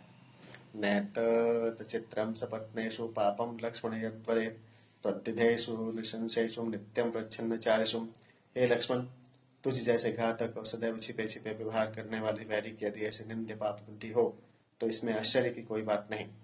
सुदुष्टस्त्वं वने राममेकमो अनुगच्छसि मम हेतो प्रतिच्छन्नं प्रयुक्तो भरतेन वाम। लक्ष्मण, तेरा स्वभाव बड़ा खोटा है, इसी से तू अकेला श्री राम के साथ वन में आया है, अथवा छिपकर भरत का भेजा हुआ तू श्री राम के साथ आया है। तन्न सिद्ध्यति सौमित्रे तव वा भरतस्य वं कथमन्देवरश्यामं पद्मपत्र निभेक्षजम् उपसंश्रित्य भर्तारं कामयेयं पृथग्जनं समक्षम तव सौमित्रे प्राणस्तत्यक्षये न संशय। सो लक्ष्मण, याद रखना तेरी और भरत की आसाद कभी पूरी होने वाली नहीं। भला मैं नीलोत्पल श्याम और कमल नयन श्री रामचंद्र को छोड़ क्यों शूद्रजनों को अपना पति बनाऊंगी। मैं तो तेरे सामने ही अपने प्राण निश्चय ही दे दूंगी। रामं विना जन्मपि नहि जीवामि भूतले इत्युक्तः परशवाक्यं सीतयां रोमहर्षणम्। श्री राम के बिना इस भूतल पर मैं एक भी क्षण जीवित नहीं रह सकती। जब जानकी जी ने ऐसी रोमांचकारी कठोर बातें कही, अब्रवील लक्ष्मण सीतां प्राञ्जलिर्विजितेन्द्रिय उत्तरं नोत्सहे वक्तुं दैवत्तं भवति महत्। तब जितेंद्रिय लक्ष्मण जी ने हाथ जोड़कर सीता से कहा, आप मेरे साक्षात देवता हैं, अर्थात पूज्य हैं, अतः मैं आपकी इन बातों का उत्तर नहीं दे सकता। वाक्यं प्रतिरूपं तो न चित्रं स्त्रीषु मैथिलीं स्वभावस्त्वेष नारीणाम् एवं लोकेषु दृश्यते। हे मैथिली, आपने जो ये अनुचित बातें कही हैं सो स्त्रियों के लिए इनका कहना कुछ भी आश्चर्य की बात नहीं है, क्योंकि संसार में स्त्रियों का स्वभाव ही ऐसा ही होता है। विमुक्तधर्माश्चपलास्तीक्ष्णा भेदकरा स्त्रियं न सहेदृशं वाक्यं वैदेही जनकात्मजे। लोक में देखा जाता है कि स्त्रियां धर्म को छोड़ने वाली, चंचल, उग्र स्वभाव और आपस में भेदभाव डालने वाली होती हैं, किंतु हे जानकी ऐसे वाक्य में सह नहीं सकता। श्रोत्रयोरुभयोर्मिथ्यं तप्तनाराच सन्निभम् उपशृण्वन्तु मे सर्वे साक्षीभूता वनेचरा। अत्यंत तपाए हुए बाणों की तरह तुम्हारे वचन मेरे दोनों कानों को विद्ध कर रहे हैं। अच्छा, सब वनवासी देवतागण मेरे साक्षी बनकर सुने। न्यायवादी यथा न्याय मुक्तां परुषं त्वयं धिक्कत्वामद्य प्रणश्यं त्वं यन्मामेवं विशंकसे। मैं यथार्थ कहने पर भी तुमने मुझसे कठोर वचन कहे, अतः तुमको धिक्कार है। जान पड़ता है आज तुम्हारा अनिष्ट होने वाला है, तभी तुमको मुझ पर ऐसा निर्मोल संदेह हुआ है। स्त्रीत्वं दुष्टं स्वभावेन गुरुवाक्ये व्यवस्थितं गमिष्ये यत्र काकुतस्थ स्वस्ति ते अस्तु वरानने। हे सीते, इस समय तुमने स्त्रियोचित दुष्ट स्वभाव दिखलाया है। मैं तो श्री रामचंद्र जी की आज्ञा मान तुम्हें अकेले छोड़ नहीं जाता था, किंतु हे वरानने तुम्हारा मंगल हो। लो, मैं अब श्री रामचंद्र के पास जाता हूँ। रक्षन्तु त्वां विशालाक्षीं समग्रां वरदेवता निमित्तानि घोराणि यानि प्रादुर्भवन्ति। हे विशालाक्षी, समस्त वन देवता तुम्हारी रक्षा करें। इस समय बड़े बुरे बुरे शकुन मेरे सामने प्रकट हो रहे हैं। अपि त्वां सह रामेणं पश्येयं पुनरागतः। क्या मैं श्री रामचंद्र सहित लौट फिर तुम्हें यहाँ देख सकूंगा। लक्ष्मणेनैव मुक्ता सा रुदन्ती जनकात्मजा प्रत्युवाच ततो वाक्यं तीव्रं बाष्प परिप्लुता। लक्ष्मण की ये बातें सुन रोती हुई जानकी जी ने लक्ष्मण जी को उत्तर देते हुए आंखों में आंसू भर फिर कठोर वचन कहे। गोदावरी प्रवेक्ष्यामि विना रामेण लक्ष्मणं आवन्वेष्यम यात्यक्ष विस्मय देहमात्मन। हे लक्ष्मण, श्री राम के बिना मैं गोदावरी में डूब मरूंगी, अथवा गले में फांसी लगाकर मर जाऊंगी, अथवा किसी ऊंचे स्थान से गिरकर प्राण दे दूंगी। पिबाम्यहं विषम तीक्ष्णं प्रवेक्ष्यामि हुतासनं, न त्वहं राघवातन्यं कदापि पुरुषं स्पृशे। अथवा हलाहल विष पी लूंगी, अथवा अग्नि में कूद कर भस्म हो जाऊंगी, किंतु श्री रामचंद्र को छोड़ पर पुरुष को स्पर्श कभी भी नहीं करूंगी। इति लक्ष्मण मार्गश्यम सीता दुख समान्विता, पाणिभ्याम दुर्ति रुखा दुत्तरम ब्रजघानहम। लक्ष्मण से इस प्रकार कह और शोक से पीड़ित हो सीता दोनों हाथों से अपना पेट पीट कर रोने लगी। तमार्त रूपम विमना रुदंतिम सौमित्रिरालोक्य विशाल नेत्रम, आश्वास्यामास न चैव भर्तुम त्रम्भातरम किंचिदाचिदुवाच सीता। पाठांतरे पदापि। विशाल ने न जनक नंदिनी को ऐसे आर्तभाव से उदास हो रोते हुए देख लक्ष्मण ने उनको समझाया बुझाया, किंतु जानकी ने अपने देवर से फिर कुछ भी न कहा, अर्थात रूठ गई। ततस्तु सीतामभिवाद्य लक्ष्मण कृतांजलि किंचिदभिप्रणम्य च अन्वीक्षमाणो बहुशश्च मैथिलीं जगाम रामस्य समीपमात्मवान्। तदंतर जितेंद्रिय लक्ष्मण जी हाथ जोड़ और बहुत झुककर सीता जी को प्रणाम कर और बार बार सीता को देखते हुए श्री रामचंद्र के पास चल दिए। अरण्यकांड का 45वां सर्ग पूरा हुआ। ध्यान सुन विष्णु भगवान की जय। 68 सर्गम। तथा परुषमुक्तस्त्वं कुपितो राघवानुजं सविकांक्षन् वृषं रामं हृतस्थे न चिरादिव। इस प्रकार जानकी की कटुक्तियों से कुपित हो लक्ष्मण जी वहां से जाने की बिल्कुल इच्छा न रखते हुए भी श्री रामचंद्र जी के पास तुरंत चल दिए। वृषम अत्यंतम न चिरादिव अविलंबितमेव इव शब्दो वाक्यालंकार इतिव। तदा साध्य दशग्रीव क्षिप्रमंतरमास्थिता अभिचक्राम वैदेहीं परिव्राज्य रूपरेखा। इतने में एकांत अवसर पर रावण ने सन्यासी का वेश बनाया और वह तुरंत सीता के सामने जा पहुंचा। श्लक्षण काशाय संवित्त शिखिं चन्नीम उपानहिं वामे चांसे वस सज्जातम शुभे यष्टिकमंडलम। उस समय रावण स्वच्छ गेरुआ रंग के कपड़े पहने हुए था। उसके सिर पर चोटी थी, सिर पर छत्र लगाए और पैरों में खड़ाव पहने हुए था। उसके वाम कंधे पर तिलदंड था, हाथ में कमंडलू लिए हुए था। रावण ने उस समय के सन्यासियों का यथार्थ रूप धारण किया था। इससे जान पड़ता है कि रामायण काल के सन्यासी चोटी कट नहीं होते थे। पंडित ज्वाला प्रसाद मिश्र ने अपने रामायण के अनुवाद में शिखी का अर्थ किया है, सिर पर बाल रखा है। इसका कारण उनका चोटी कट सन्यासियों का पक्षपाती होना ही कहा जा सकता है। ऋषि अंगिरा ने सन्यासियों के चिन्ह बतलाते हुए लिखा है, यथेर्लिंगम प्रवक्ष्यामि येनासु लक्ष्यते यति ब्रह्मसूत्रम त्रिदंडम च वस्त्रम जंतु निवारणम शिक्यम पात्रम ऋषि चैवम कौपिनम कटिवेशनम यस्येतद्दिद्धते लिंग स यतिर्नेतरेयति। इसके अतिरिक्त मिश्र जी ने मूल श्लोक में प्रयुक्त यष्टि का अर्थ किया है लाठी। यदि रामाभिरामी तथा भूषण आदि टीकाकारों का किया हुआ महाभारत से समर्थित यष्टि का अर्थ रावणाष्टो यतिर्भूत्वा मुंड कुंडी त्रिदंडिक त्रिदंड भी न करते तो प्रसंगानुसार दंड तो करते, किंतु न मालूम मिश्र जी महाराज ने यष्टि का अर्थ लाठी क्यों कर कह डाला। श्लक्षण स्वच्छ यष्टि त्रिदंड परिव्राजक रूपेण वैदेह्यं समुपागतवान् तामाससादति बलो परातिभ्यां रहितांबणे। इस प्रकार का यति वेश धारण कर अति बले रावण श्री राम लक्ष्मण की अनुपस्थिति में सीता को अकेली पा उनके पास उसी प्रकार किया। रहितां चंद्र सूर्याभ्यां संध्यामिव महत्तम ताम पश्यत तो बालम राम पत्नी यशस्विनी। इस प्रकार चंद्र और सूर्य की अनुपस्थिति में संध्या के समय अंधकार आता है। उसने श्री रामाश्रम में जाए यशस्विनी श्री राम पत्नी सीता को वैसे ही देखा। रोहिणीं शशनां हीनं ग्रहबद्ध सदारुण तमोग्र तेज कर्माणं जनस्थान रुहाद्रुम समीक्ष न प्रकम्प्यन्ते न प्रभाति च मारुता शीघ्रस्त्रोताश्च तां दृष्ट्वां वीक्षन्तं रक्तलोचनम्। जैसे चंद्रमा की अनुपस्थिति में राहु रोहिणी को देखता है, उस अत्याचारी रावण को देख जनस्थान के वृक्ष हिलते न थे और हवा का चलना भी बंद हो गया था। लाल लाल नेत्र कर सीता जी की ओर उसने देखते हुए देख स्तेमितं गन्तुमारेभे भयाद गोदावरी नदीं रामस्य त्वन्तरप्रेपसुदर्श ग्रीवस्तदन्तरे अंतरप्रेपसु विश्लेषान्वेषी। भय के मारे तेज बहने वाली गोदावरी की धार भी धीमी पड़ गई। श्री राम से सीता का वियोग कराने की इच्छा रखने वाला रावण उपतस्थे च वैदेहं भिक्षु रूपेण रावण अव्ययो भव्य रूपेण भर्तारमनुशोचितम्। जो दुर्जन होने पर भी उस समय सन्यासी का भेष धारण कर सज्जन बना हुआ था, सीता जी के पास, जो श्री रामचंद्र जी की चिंता में मग्न थी, पहुंचा। अभ्यवर्तत वैदेहीं चित्रामिव शनैश्चर सपापो बप्यरूपणं त्रिणयकूप इवावृतः। रावण जानकी जी के पास उसी तरह गया जिस प्रकार शनैश्चर चित्रा के पास जाता है। उस समय उस पापी रावण का भव्य रूप वैसा ही जान पड़ता था जैसा किसी कुएं का जो तृणों से ढका हुआ हो। अतिष्ठत् प्रेप्य वैदेहीं रामपत्नीं यशस्विनीं शुभां रुचिरद्रन्तोष्टे पूर्णचंद्र निभाननाम् आसीनां पर्णशालायां बाष्पशोकाभिपीडितां सतां पद्मफला साक्षीं पीतकौशेयवासिनीम् अभ्यागतच्छत वैदेहीं दुष्टचित्ता निशाचर सममुम्याशराविष्टो ब्रह्मकोशमुदीरयन्। रावण यशस्विनी श्री राम पत्नी सीता को देखता हुआ खड़ा हो गया। सुंदर रूप वाली, मनोहर दांतों वाली, पूर्णमासी के चंद्रमा के समान मुख वाली, जो सीता पर्णकुटी में बैठी हुई अपने पति के शोक से दुखी हो रही थी, उन कमल सदृश नेत्र वाली सुनहले रंग की साड़ी पहने हुए सीता के पास वह दुष्ट रावण पहुंचा और सीता को देख वह कामासक्त हो सन्यासियों के पढ़ने योग्य वेद के मंत्रों को पढ़ने लगा।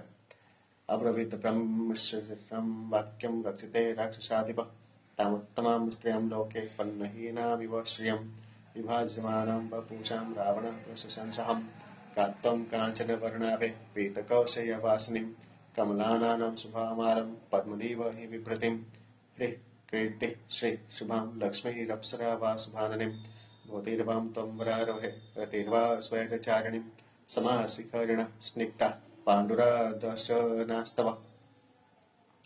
तदंतर वह त्रैलोक्य सुंदरी और कमलहीन लक्ष्मी की तरह शोभायमान शरीर से युक्त सीता की प्रशंसा करने लगा। रावण बोला, हे रूपे कांचन के समान वर्ण वाली, हे चंपे रंग की साड़ी पहनने वाली, हे सुंदर कमल के पुष्पों की माला से सुशोभित कमलिने, हे शुभानने, क्या तुम विष्णु पत्नी भूदेवी हो, अथवा कीर्ति हो, अथवा कमला हो, अथवा लक्ष्मी देवी हो, अथवा कोई अप्सरा हो, अथवा स्वतंत्र विहार करने वाली कामदेव की पत्नी रति तो नहीं हो। तुम्हारे दांत बराबर है, उबर खावर नहीं, उनके अग्रभाग कुंद के फूल की तरह मनोहर और सफेद है। ह्रीं विष्णु पत्नी भूमि श्रीं कमला लक्ष्मी का नित्याधिष्ठान देवता स्वैरचारिणी स्वतंत्र। विशाले विमले नेत्रे रक्तांते कृष्ण तारके विशालम जघनम वीणमोरु करी करोपम। तेरे नेत्र विशाल निर्मल और अरुणाई लिए हुए हैं और उनमें काली पुतलियां हैं। तेरी जंघाएं बड़ी और मोटी हैं और उसके नीचे का भाग हाथी की सूंड की तरह है। एताशुपचितो वृत्तो संगतो संप्रविलगतो पीतोन्नतमुखो कांतो स्निग्धो तालफलोपम। और वे उठे हुए एवं गोलाकार होने के कारण आपस में मिले हुए और कुछ कुछ कांप्यमान हो रहे हैं। तुम्हारे दोनों उरेज मोटे और उनके अग्रभाग तने हुए हैं। वे परम मनोहर हैं और कोमल एवं ताल फल के आकार वाले हैं। मणि प्रभेकाभरणो रुचिरो ते मयोदरो चारु स्मृते चारु दत्तिम चारु नेत्रे विलासिनीं। उन उरोजों पर मणियों की माला पड़ी हुई उनको शोभायमान कर रही है।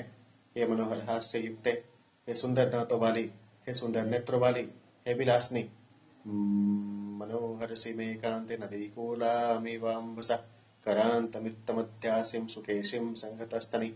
हे कांते, तू मेरे मन को वैसे ही हर रही है जैसे नदी का जल नदी के तट को हरण करता है। तू पतली कमर वाली है, तो सुंदर केशों वाली है और मिले हुए उरेजों से तू सुशोभित है। उपचित्तौ उन्नतौ संगितौ अन्यन्य संश्लिष्टौ नैव देवी न गंधर्वीं न यक्षी न च किन्नरी नैवं रूपामया नारीं दृष्टपूर्वां महीतले। इस महीतल पर तो मैंने ऐसी रूपवती स्त्री कभी नहीं देखी। तेरे रूप के समान न तो कोई देवता की स्त्री है, न कोई गंधर्वी है, और न कोई यक्षिणी है, न कोई किन्नरी ही है। रूपम अग्रंच लोकेशम सौकुमार्यम वयश्चते यह वाशश्च कांतार चित्तमुन्मादयन्ति में। कहाँ तो तेरा ऐसा सुंदर रूप और तेरी सुकुमारता और वह उम्र, और कहाँ यह वन में रहना। जब मैं इन बातों पर विचार करता हूँ तब मेरा मन उन्मत्त हो उठता है। सा प्रतिक्रामं भद्रं तेन त्वं वस्तु विहारसि राक्षसानामयं वासो घोराणां कामरूपिणाम्। अतः तू आश्रम से निकलकर चल, तेरा यहाँ वन में रहना ठीक नहीं, क्योंकि इस वन में काम रूपी भयंकर राक्षसों का डेरा है। प्रसादाग्राणि रम्याणि नगरोपवनानि च संपन्नानि सुगंधेनि युक्तान्याचरितुं त्वया। तुझको तो सुंदर विशाल वनों में और रमणीक एवं संपन्न नगरों और सुगंधित पुष्पों से युक्त वृक्षों से परिपूर्ण उपवनों में विहार करना उचित है। वरम माल्यम वरम भोज्यम वरम वस्त्रम च शोभने भर्तारम च वरम मन्ये तद्युक्तमसि ते क्षणे। हे शोभने, तुझे तो उत्तम पुष्पमालाएं धारण करनी चाहिए, सुस्वादु भोजन करने चाहिए, सुंदर बढ़िया वस्त्र पहनने चाहिए। हे असितेक्षणे, तेरे समान तेरे लिए सुंदर वर भी होना चाहिए। का त्वं भवसि रुद्राणां मरुत्तां वा वरानने, वसुनां वा वरारोहे, देवता प्रतिभासि में। हे वरानने, क्या तू रुद्रों की, मरुतों की अथवा वसुओं की स्त्री है? तू तो मुझे देवता से जान पड़ती है। नेह गच्छन्ति गंधर्वा न देवा न च किन्नराम, राक्षसानामयं वास कथं तो त्वामिहागता। इस वन में गंधर्व देवता अथवा किन्नर नहीं आया करते, क्योंकि यहाँ तो राक्षसों का डेरा है। सो तू यहाँ क्यों कर आई? यह शाखा मृगा सिंहम दीपिव्याघ्र मृगा सताम, वृक्षास्तरक्षभ कंका कटम तेभ्यो न विपश्यसि। इस वन में बंदर, सिंह, चीते वगैरह मृग, वृक्ष, बड़े बड़े बाघ और मांस पक्षी, बड़े बड़े पक्षी रहते हैं। क्या उनका तुझको डर नहीं लगता? मंदावितानां घोराणां कुंजराणां तरस्विनां, कथमेका महारण्ये न विवेशी वरानने। हे वरानने, इस महावन में बड़े बड़े बलवान, भयंकर और मत वाले हाथी घुमा करते हैं। सो अकेली होने पर भी तुझे उनसे डर क्यों नहीं लगता? तरक्षवो मृगादान महाव्याघ्र तरस्विनां बलवत्तां, कासिं कस्य कुतश्चित्त्वं किन्निमित्तं च दण्डकान्, एकाचरसि कल्याणी घोरान् राक्षस सेवितान्। हे कल्याणी, तू कौन है? किसकी स्त्री है? कहाँ से आई है? और इस दंडक वन में आने का कारण क्या है? तू भयंकर राक्षसों से सेवित इस वन में अकेली क्यों विचरती है? इति प्रशस्तां वैदेहीं राघवेण दुरात्मनां, द्विजाति वेशेण तं दृष्ट्वा रावणमागतम्। जब इस प्रकार रावण ने सीता जी की प्रशंसा की, तब संन्यास वेशधारी रावण को आया हुआ देख सीता जी ने उसका यथाविधि आतिथ्य किया। सर्वैरर्थे सत्कारे पूज्यामास मैथिलीम्, उपनीयासनं पूर्वं पाद्येनाभिनिमन्त्र्य च अब्रवीत्सिद्ध्यकमित्येवं तदा तं सौम्य दर्शनम्। सीता ने पहले उसे बैठने को आसन दिया, फिर पैर धोने को जल दिया, फिर फल आदि भोज्य पदार्थ देते हुए कहा, यह सिद्ध किए हुए पदार्थ हैं, अर्थात भूंजे हुए अथवा पकाए हुए। द्विजाति वेषेण समीक्षं मैथिलीं समागतं पत्रिक कुसुमधारिणम्, अशक्यमुद्देष्टुमुपाय दर्शनम् न्यामत्रयत ब्राह्मणवत् दांगण। द्विजाति वेषेण संन्यास वेशे हित्तं सहितं कुसुम्भ प्रजात जख्याकर विशेष रक्तम वस्त्रम। सन्यासी का रूप धारण किए गेरुआ वस्त्र पहने अथवा कमंडल लिए हुए रावण को देख और उसे महात्मा जानकी जी ने उसी की उपेक्षा करना उचित न समझी, अतः जानकी जी ने उसका ब्राह्मण जैसा सत्कार किया। यम ब्रोसि ब्राह्मण काममास्यताम् इदं च पाद्यं प्रतिगृह्यतामिति, इदं च सिद्धं वनजातमुत्तमं त्वदर्थमव्यग्रमिहोपभूज्यताम्। सीता जी ने कहा, हे ब्राह्मण, यह आसन है, इस पर आप विराजे। यह पैर धोने को जल है, इसे ले। ये वन में उत्पन्न हुए पके या भुने हुए फल आपके भोजन के लिए हैं, आप इनको व्यग्रता छोड़ अथवा शांत होकर खाएं। निमंत्र्यमाण प्रतिपूर्ण भाषिणीं नरेंद्र पत्नी प्रसीमीक्ष मैथिलीं, प्रसह्य तस्यां हरणे धृतं मन समर्प्यास्त्वाध्यावधाय रावण। सीता जी ने जब इस प्रकार रावण का आतिथ्य किया और मधुर वचन कहे, तब रावण ने अपना नाश करने के लिए बलपूर्वक सीता को हरना चाहा। ततः सुवेशं मृगयागतं पतिं प्रतीक्षमाणं सह लक्ष्मणं तताम् अविवीक्षमाणं हरितं ततर्षं तन्महत्वनं नैव तु राम लक्ष्मणौ। सीता जी परम सुंदर और शिकार के लिए गए हुए श्री रामचंद्र जी के तथा लक्ष्मण जी की प्रतीक्षा करती हुई वन की ओर देखने लगी। उस समय उनको चारों ओर हरा हरा वन ही देख पड़ा, किंतु श्री रामचंद्र और लक्ष्मण आते न देख पड़े। अरण्यकांड का 46वां सर्ग पूरा हुआ। ध्यान से विष्णु भगवान की जय। अतः 47 सर्गम रावणेन तुम वैदेहीं तथा पृष्ठां जहर्षतां परिव्राज कलिंगेन सशंसात्मानमंगना। जब सन्यासी वेशधारी रावण ने हरण करने की अभिलाषा से इस प्रकार पूछा, तब सीता जी ने अपने मन में विचारा, ब्राह्मणश्चातिथिश्चम यमानुक्तो हि शपेतमाम् इति ध्यर्थं मुहूर्तं तो सीता वचनं ब्रवीत्। कि इस ब्राह्मण अतिथि को यदि मैं अपना नाम व गोत्र न बतलाऊंगी तो यह मुझे शाप दे देगा। इस बात पर 2 घड़ी विचार कर सीता जी बोली, दुहिता जनकस्याहं मैथिलस्य महात्मनः सीता नाम्रास्मि भद्रं ते राम भार्यं द्विजोत्तमा। जी हर्षता फल तुमिच्छताम पाठांतरे रिक्षमाणा वा समीक्षमाणा। मैं मिथिला देशाधिपति राजा जनक की लाडली हूँ। मेरा नाम सीता है और मैं श्री रामचंद्र की प्रिय भार्या हूँ। उषित्वां द्वादशं सम इक्ष्वाकुणां निवेशने वंजनावान मानुषं भोगान सर्वकाम समृद्धिनीं।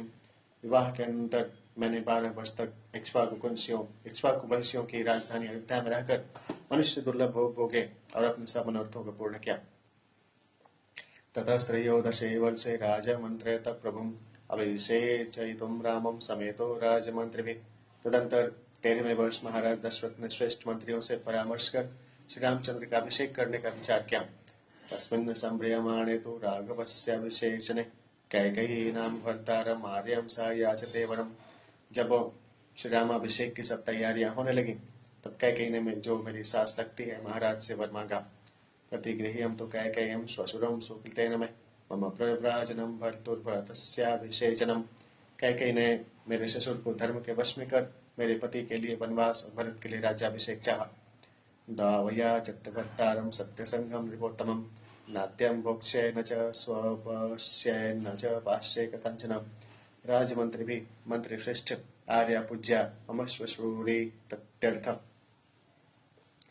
सत्य प्रतिज्ञ व पति श्रेष्ठ महाराज दशरथ से ये दौर मांगे। साथ ही यह भी कहा कि मैं आज न किसी प्रकार भी खाऊंगी न पीऊंगी न सोऊंगी। ऐसे में जीवितस्यान्तो रामो यद्यावशिष्यते यदि ब्रुवाणं कैकेयीं श्वशुरो में समानतः। यदि श्री राम का राज्याभिषेक हुआ तो मैं अपने प्राण दे दूंगी। जब कैकेयी ने इस प्रकार कहा तब बहुत सम्मान करने वाले मेरे ससुर महाराज दशरथ जी ने अयाचत्यार्थैरन्वैर्थैणं च याच्यां चकारसां मम भर्ता महातेजं वयसा पंचविंशतिः।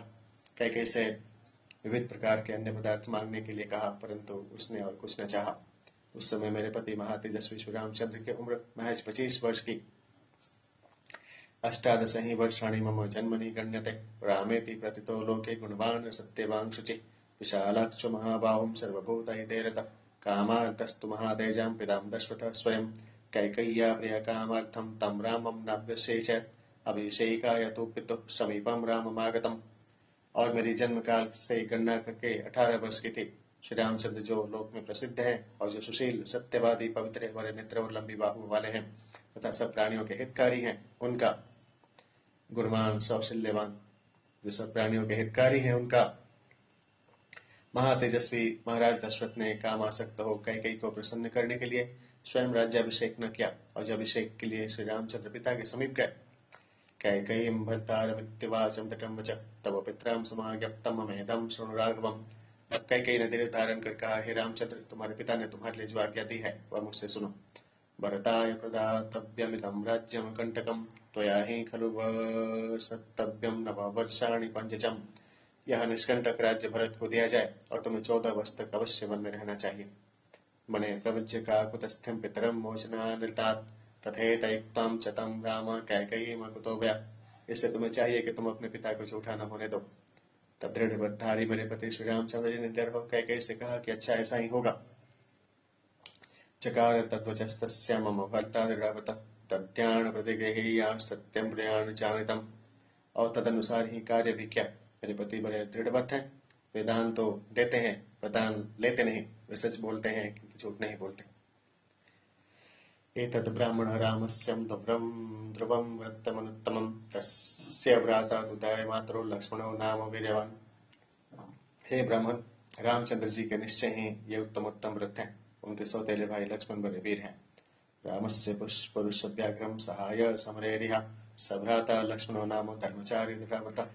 वे मेरे पति के सहायक और समर में शत्रु का नाश करने वाले हैं। वे दृढ़व्रत और ब्रह्मचारी लक्ष्मण अनमगच्छत्वनुपानुष्पाणि प्रव्रजन्तं मया सहं जटितापसरूपणं मया सह सहानुजः। जटा रखाए हुए हाथ में धनुष लिए तपस्वी के रूप में मेरे साथ अनुगामी हुए हैं। प्रविष्टो दंडकारण्यं धर्मनित्यो जितेन्द्रिय ते वयं प्रच्युतां राज्यात् कैकेय्यास्तु कृतेत्र। इस प्रकार धर्म में नित्य तत्पर और जितेंद्रिय श्री रामचंद्र जी आदि हम तीनों जन कैकेयी द्वारा राज्य से च्युत हो इस दंडक वन में आए हैं। विचरामद्विजस्पृष्टं वनं गंभीरमोजसां समासवसमुहूर्तं तु शक्यं वस्तुं ह्यत्वयम् आगमिष्यति मे भर्तां वन्यमादाय पुष्कलम् रुरुन्वन्धान् वराह्याश्च मत्यवदमिषान् बहुन्। और अपने बलबूते पर इस भयंकर वन में विचरते हैं। द्विजश्रेष्ठ, तुम मुहूर्त भर यहाँ ठहरो। मेरे पति अनेक वन्य पदार्थों को लेकर आते होंगे। रुरु गो और बनेले सुकर को मारकर वे बहुत सा मांस लावेंगे। सत्वं नाम च गोत्रं च कुलं च चक्षु तत्वतः एकश्चंडकारण्य किमर्थं च रसिद्धिज। अब आप अपना नाम नोत्र और भूल ठीक ठीक बतलाइए, और यह भी बतलाइए कि आप अकेले इस टंडक वन में क्यों फिरते हैं। एवं ब्रुवन्त्यां सीतायां रामपत्न्यां महाबल प्रतिवाचोत्तरं तीव्रं रावणो राक्षसाधिपः।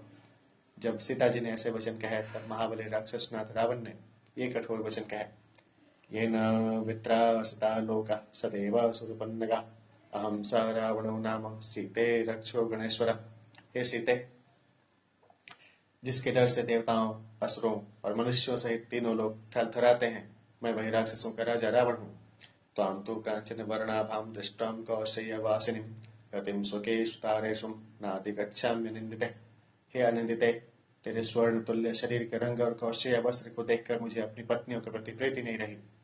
बहीनाम उत्तमा स्त्रीणां मारितानां इतस्ततः सर्वासामेव भद्रं ते ममाग्रह महेशी भव। मैं बहुत सी उत्तम स्त्रियों को अनेक स्थानों से हर कर लाया हूँ, सो तुम सब में मेरी पटरानी बन। लंका नाम समुद्रस्य मध्ये मम महापुरीं सागरेण परिक्षिप्तां नभिष्टां नागमुतने। समुद्र के बीच में लंका नाम की मेरी महापुरी है। वह चारों ओर से समुद्र से घिरी हुई है और पर्वत श्रृंग पर स्थित है। तत्र सीते मया सार्धं वनेषु विहरिष्यसि न चास्यारण्यवासस्य स्पृहयिष्यसि भामिनि। हे सीते, वहां तू मेरे साथ जब वनों में विहार करेगी तब तुझे इस वन में रहने की इच्छा न रह जाएगी। पंचदास्यं सहस्राणि सर्वाभरणभूषिता सीते परिचरिष्यन्तीं भार्यां भवसि मे यदि। हे सीते, यदि तू मेरी भार्या बनना अंगीकार कर लेगी तो 5000 दासियां जो समस्त आभूषणों से सुरक्षित हैं तेरी परिचर्या करेंगी। रावणेनैव मुक्ता त्वं कुपिता जनकात्मजां प्रत्युवाचानुपत्यांगिं तव न दृष्ट्या राक्षसम्।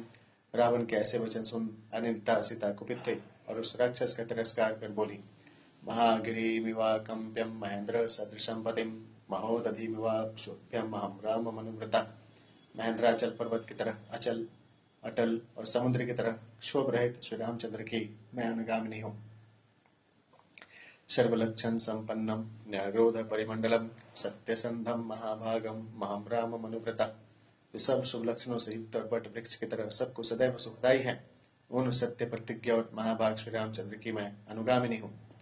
बट वृक्ष कुपोदकम बटच्छायां युवतीनां स्तनद्वयम् शीतकाले भवत्युष्णकाले च शीतलम् महाबाहुं महोरस्कं सिंहविक्रान्तकामिनीं नृसिंहं सिंहसंकाशमहं राम मनुव्रता। महाबाहु, चौड़ी छाती वाले, सिंह जैसी चाल चलने वाले, पुरुष सिंह और सिंह के समान पराक्रमी श्री रामचंद्र की मैं अनुगामिनी हूँ।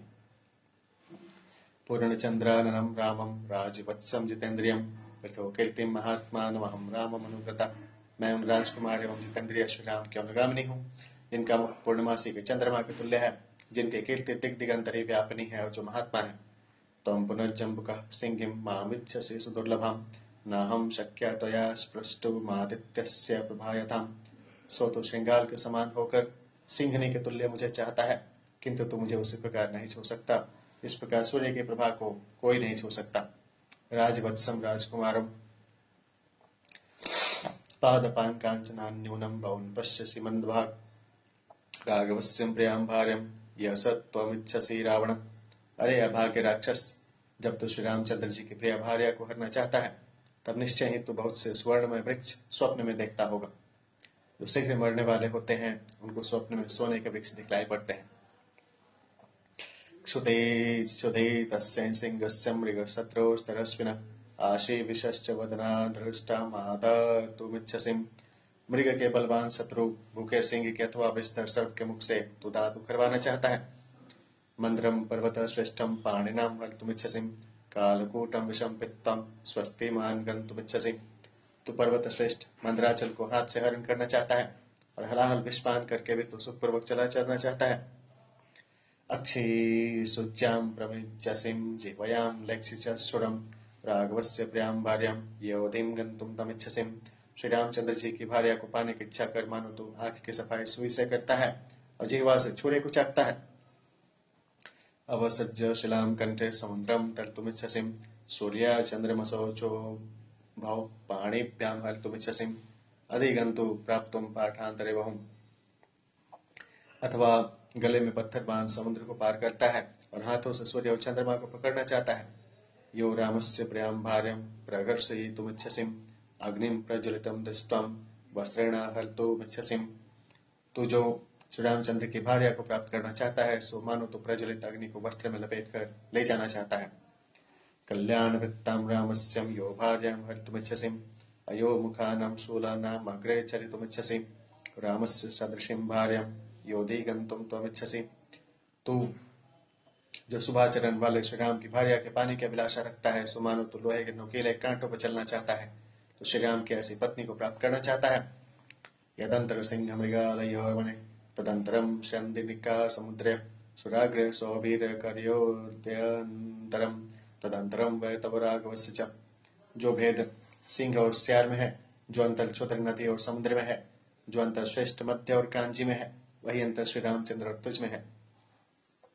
कल्याणवृतां शुभाचारं वने जले शंदिनीकां क्षुद्र नदीं सुराग्रम श्रेष्ठ मध्यम सौवीरकं कांजिकम्।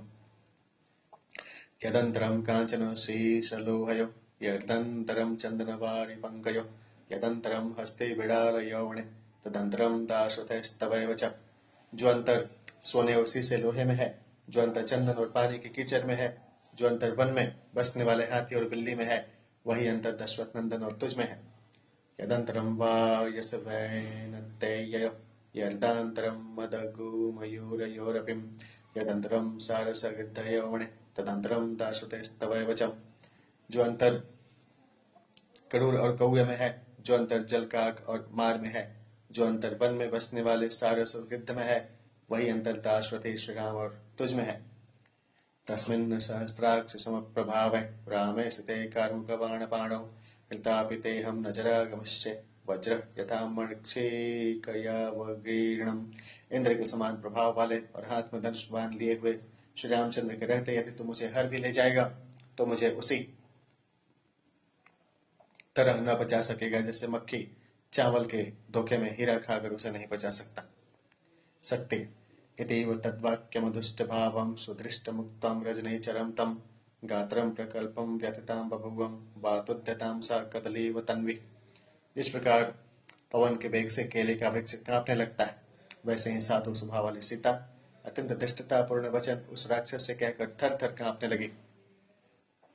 तां वेपमानानुपलभ्य सीतां स रावणो मृत्यु समप्रभावं कुलं बलं नाम च कर्म च स्वं समावचक्षे भयकारणार्थम। काल समान रावण सीता को डर से थर थर कांपते देख उसे और भी अधिक भयभीत करने के लिए अपने कुल, बल, नाम और कामों का बखान करने लगा। अरण्यकांड का 47वां सर्ग पूरा हुआ। ध्यान से विष्णु भगवान की जय। अथ 48 सर्गम। एवं ब्रुवन्त्यां सीतायां संलब्धः परुषं वच ललाटे भ्रुकुटिं कृत्तां रावणः प्रत्युवाचः। जब सीता जी ने इस प्रकार के कठोर वचन कहे, तब रावण ने महाक्रुद्ध हो और भौहें टेढ़ी कर कठोर वचन कहना आरंभ किया। भ्राता वैश्रवणस्यां सा पत्न्यो वरवर्षिणी रावणो नाम भद्रं ते दशग्रीव प्रतापवान। हे सुंदरी, तेरा भला हो। मैं कुबेर का सौतेला भाई हूँ। मेरा नाम रावण है। मैं 10 शीश वाला और बड़ा प्रतापी हूँ। यस्य देवा स गंधर्वा पिशाच पतगोरगा वज्रवंतीं भयात् गीता मृत्युरीव सदा व्रजा। मेरे डर के मारे देवता, गंधर्व, पिशाच, पन्नग और सर्प उसी प्रकार भाग खड़े होते हैं जैसे मनुष्य लोग मृत्यु के डर से भागते हैं। येन वै श्रवणो राजा द्वयमात्रं कारणान्तरे द्वन्द्वमासादितः क्रोधात् रणे विक्रम्य निर्जितः। मैंने अपने सौतेले भाई कुबेर के कारण विशेष वश युद्ध में क्रुद्ध हो अपने बल विक्रम से जीता है। संरब्ध कुपिता द्वयमात्र सपत्नी मातृपुत्र द्वंद्वम युद्धम यद्भयार्थ परित्यज्यं स्वामाधिष्ठानमित्यमतः कैलासं पर्वत श्रेष्ठं मध्यास्ते निर्वाहण। वह कुबेर मेरे भय से भीत हो भरी पूरी अपनी लंकापुरी को त्याग पर्वत श्रेष्ठ कैलाश को जा बसा है। यस्य तत्पुरुषपकं नाम विमानं कामगं शुभं वीर्यादेवाजितं भद्रे येन यामि विहायसम्। उसके सुंदर इच्छाचारी पुष्पक विमान को मैंने बलजोरी उससे छीन लिया है। मैं उसी विमान में बैठ आकाश में घुमा करता हूँ। मम सज्जातरोषस्यं मुखं दृष्ट्वा मैथिलीं विद्रवंतीं परित्रस्ता सुरा शक्र पुरोगमा। हे मैथिली, इंद्र आदि देवता मेरा कुपित मुख देख भयभीत हो भाग जाते हैं। यत्र तिष्ठाम्यहं तत्र मारुतो वा त्रिशङ्कितः तीव्रांशो शिशिरास्तुश्चं भयात संपद्यते रवि। जहाँ मैं खड़ा होता हूँ वहाँ पवन शंका युक्त हो बहता है। मेरे डर के मारे सूर्य की प्रखर किरणें चंद्रमा की तरह शीतल पड़ जाती हैं। निष्कंप पत्रास्तर्वो नद्यश्च स्मृतितोदकः भवन्ति यत्रं यत्राहं तिष्ठामि विचरामि च। विहाय सम आकाशम, जहाँ पर मैं उठता बैठता हूँ या घूमता फिरता हूँ वहाँ वृक्षों के पत्तों का हिलना बंद हो जाता है और नदियों की धार रुक जाती है। मम पारे समुद्रस्यं लंका नाम पुरीं शुभां संपूर्ण राक्षसे घोरे यथेन्द्रस्यामरावती। समुद्र के पार लंका नामक मेरी परम सुंदर नगरी है। वह भयंकर राक्षसों से वैसे ही परिपूर्ण है जैसे देवताओं से इंद्रपुरी अमरावती। प्राकारेण परिक्षिप्तां पाण्डुरेण विराजिता हेमकंचापुरी रम्यां वैदुर्यमय तोरण। वह सफेद परकोटे से घिरी हुई है। उसके चौक सोने के हैं और उसके बाहर सब फाटक वैदुर्य मणि के बने हुए हैं। वह नगरी सुरम्य है। हसत्यश्वरथ संवाद तुर्यानाद विनादितां सर्वकाल फलैर्वृद्धे संकुल्योद्यान शोभिता। हाथियों और घोड़ों तथा रथों से भरी हुई है और उसमें बाजे सदा बजाही करते हैं। सब ऋतुओं में फलने वाले वृक्षों से युक्त उद्यानों से वह सुशोभित है। तत्र त्वं वसति सीते राजपत्रीं मया सहं न स्मरिष्यामि नारिणां मानुषीणां मनस्विनी। हे राजकुमारी सीते, वहां चलकर तू मेरे साथ रहना। वहां रहने पर तुझे कभी मानवीय नारियों का स्मरण भी न होगा। भुञ्जाना मानुषान् भोगान् दिव्यांश्च वरवर्षिणि न स्मरिष्यसि रामस्य मानुषस्य गतायुषा। हे वरवर्षिणि, जब तू वहां मनुष्य और चित्त भोग्य एवं दिव्य पदार्थों को भोग करेगी तब तू गतायु और मनुष्य शरीरधारी राम को कभी याद भी न करेगी। स्थापितं प्रियं पुत्रं राज्ये दशरथेन यः मंदवीर्यस्तो ज्येष्ठस्ततः प्रस्थापितो ह्यम्। देखो, दशरथ ने अपने प्यारे पुत्र भरत को राज्य पर बिठाया और निकम्मे ज्येष्ठ पुत्र राम को वन में निकाल दिया। तेन किं भ्रष्टराज्येन रामेण गतचेतसा करिष्यसि विशालाक्षिं तापसेन तपस्विनाम्। हे विशालाक्षी, तुम उस राज्य भ्रष्ट एवं कर्तव्य ज्ञान शून्य डरपोक और स्वच्छ राम के पास रहकर क्या करोगी। सर्वराक्षस भक्तारं कामात् स्वयमिहागतं न मंथ शराविष्टं प्रत्याख्यातुं त्वमर्हसि। मैं राक्षसों का राजा होकर भी अपनी इच्छा से अपने आप यहाँ आया हूँ। मैं कामदेव के बाणों से घायल हो गया हूँ। मेरा तिरस्कार करना तुझको उचित नहीं है। प्रत्याख्याय हि मां वीरुं परेतापं गमिष्यसि चरणेनाभिहत्येव पुरूरवसमुर्वसि। गतचेतसा कर्तव्या कर्तव्यमूढमनसा तापसेन भग्ना कृशेर्भागवतां भवन्ति इति व्यायेन असुरेणां तपस्विनां शोचयेनं कामात् स्वच्छां पाठान्तरे राज्ञा। हे वीरू, यदि तू मेरा तिरस्कार करेगी तो पीछे तुझको वैसे ही पछताना पड़ेगा जैसे उर्वशी अप्सरा राजा पुरूरवा के लात मारकर पछताई थी। अंगुल्यां न समो रामो मम युद्धे समानुष तव भाग्येन संप्राप्तं भजस्वं वरवर्षिणि। राम मनुष्य है, वह युद्ध में मेरी एक अंगुली के बल के समान भी बलवान नहीं है, अर्थात उसमें इतना भी बल नहीं जितना मेरी एक उंगली में है। अतः वह युद्ध में मेरा सामना कैसे कर सकता है। हे वरवर्षिणि, इसे तू अपना सौभाग्य समझ के मैं यहाँ आया हूँ, अतः तू मुझे अंगीकार कर। एवं उक्ता तो वैदेहीं क्रुद्धा संरक्तलोचनम् अब्रवीत परुषं वाक्यं रचिते राक्षसाधिपम्। रावण के ऐसे वचन सुन सीता कुपित हो और लाल लाल नेत्र कर उस निर्जन वन में रावण से कठोर वचन बोली। कथं वैश्रवणं देवं सर्वभूत नमस्कृतं भ्रातरं व्यापिदृश्यं तव शुभं कर्तुमिच्छसि। हे रावण, तू सर्व देवताओं के पूज्य कुबेर को अपना भाई बतलाकर भी ऐसा बुरा काम करने को क्यों उतार हुआ है। अवश्यं विनश्यस्यते सर्वे रावण राक्षसा येषां त्वं कर्कशो राजा दुर्बुद्धिरजितेन्द्रियः। हे रावण, याद रख, निश्चय ही वे समस्त राक्षस मारे जाएंगे जिनका तुझ जैसे क्रूर दुष्ट बुद्धि और जितेंद्रिय राजा है। रक्षिते निर्जने बने।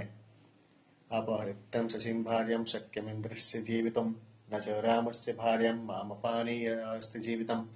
इंद्र की पत्नी शची को हरकर कोई चाहे भले ही जीता बन रहे, किंतु राम पत्नी मुझको हरकर कोई जीता नहीं रह सकता। जीवेन चिरं वज्रधरस्य मस्तां शशीं व्रजिष्ठा प्रतिरूपरूपां न मादृशीं राक्षसा दुष्टैत्तं पेतामतस्यापि तवास्ति मोक्ष।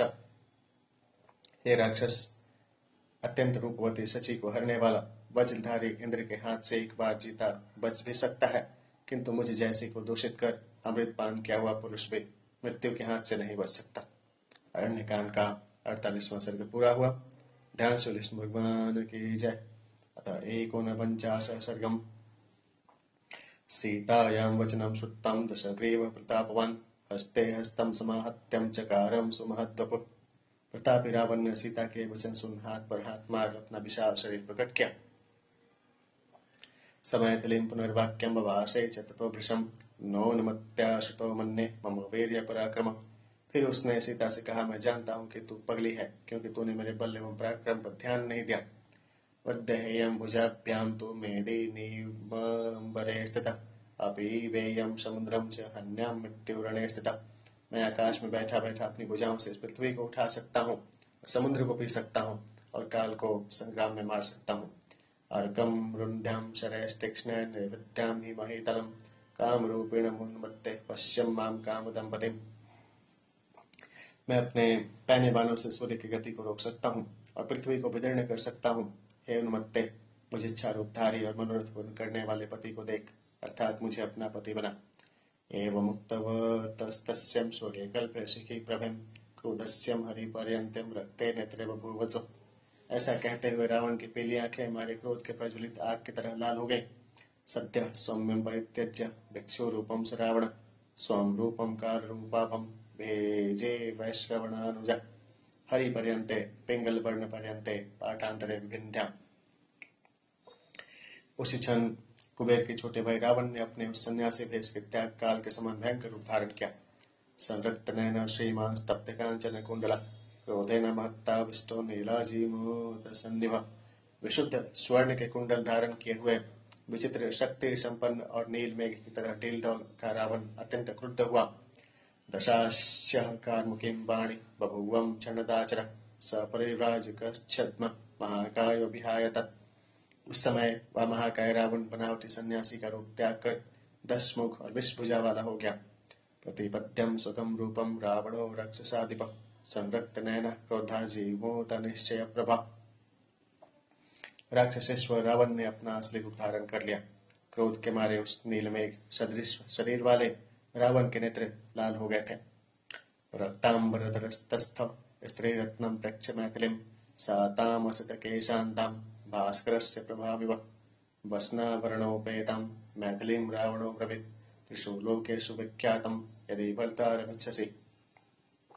श्रीमान विचित्र शक्ति संपन्न वह लाल वस्त्र पहने हुए था और स्त्रियों में उत्तम जानकी की ओर देख उन सूर्य के समान प्रभाव वाली काले बालों से युक्त वस्त्र भूषण धारण किए हुए जानकी जिसे कहने लगा, यदि तीनों लोकों में विख्यात व्यक्ति को तू अपना पति बनाना चाहती है, मां श्रियं वरारोहे तवाहम सदृशा पते मां भजस्व चिराय त्वामहं श्लाघ्य प्रियस्तव।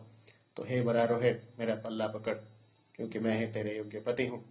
तो चिरकाल तक मेरे साथ रह, मैं ही तेरा उपयुक्त प्रेमी हूँ। नैव चाह्यं क्वचित् भद्रे करिष्ये तव विप्रियं त्यज्यतां मानुषो भावो मयि भाव प्रणीयताम्। हे भद्रे, मैं कभी कोई बात तेरे मन के प्रतिकूल न करूंगा, अतः तू अब राम जो मनुष्य है उसकी ओर से अपने प्रेम को हटा, मुझसे प्रेम कर।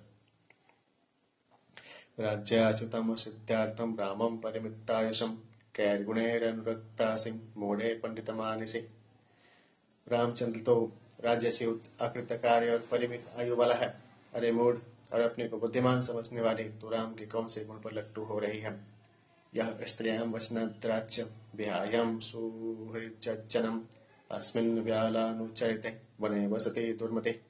जो राम स्त्री का कहना मान राज्य और इष्ट मित्रों को त्याग इस सर्पादि संकुल भयंकर वन में वास करता है, वह दुर्बुद्धि नहीं तो क्या है। एतयुक्तं मैथिली वाक्यं प्रियार्हं प्रियवादिनीं अभिगम्य सुदुष्टात्मा राक्षसः काममोहितः। इस प्रकार उस प्रिय भाषणी और प्रेम करने योग्य सीता से कह कामांध एवं महादुष्ट राक्षस रावण ने सीता के निकट जा जग्राह रावण सीतां बुद्ध खेरोहिणीमिवं वामेन सीतां पद्माक्षिं मूर्धजेषु करेण स ऊर्वोस्त्वं दक्षिणेनैवं परिजग्राह पाणिनं तं दृष्ट्वा मृत्युसङ्काशं तीक्ष्णदृष्टं महाभुजं रात्रवङ्गिरिसङ्काशं भार्या तं वर्णदेवता स च मायामनोदिव्यः करयुक्तः करस्वनः प्रत्यदृश्यते हेमाङ्गो रावणस्य महारथ ततस्तां परुषैर्वाक्ये भरतसन्न्यस्य महास्वनः। सीता को उसी प्रकार पकड़ लिया जिस प्रकार आकाश में बुद्ध ने रोहिणी को पकड़ लिया था। रावण ने बाएं हाथ से सीता के सिर के बालों को और दाएं हाथ से दोनों उरुंगों को पकड़ा। उस समय काल के समान पैने दांतों वाले और लंबी भुजाओं वाले तथा पर्वत के समान लंबे चौड़े टील डोल वाले रावण को देख वन देवता भयभीत हो भाग गए। तदंतर रावण का मायामय आकाशचारी बड़ा रथ, इसमें खच्चर जुटे हुए थे और जिनके पहिने सोने के थे, सामने देख पड़ा। रावण ने गंभीर स्वर के साथ कठोर वचन कर सीता को धमकाया। हे मांगो स्वर्णमय चक्र,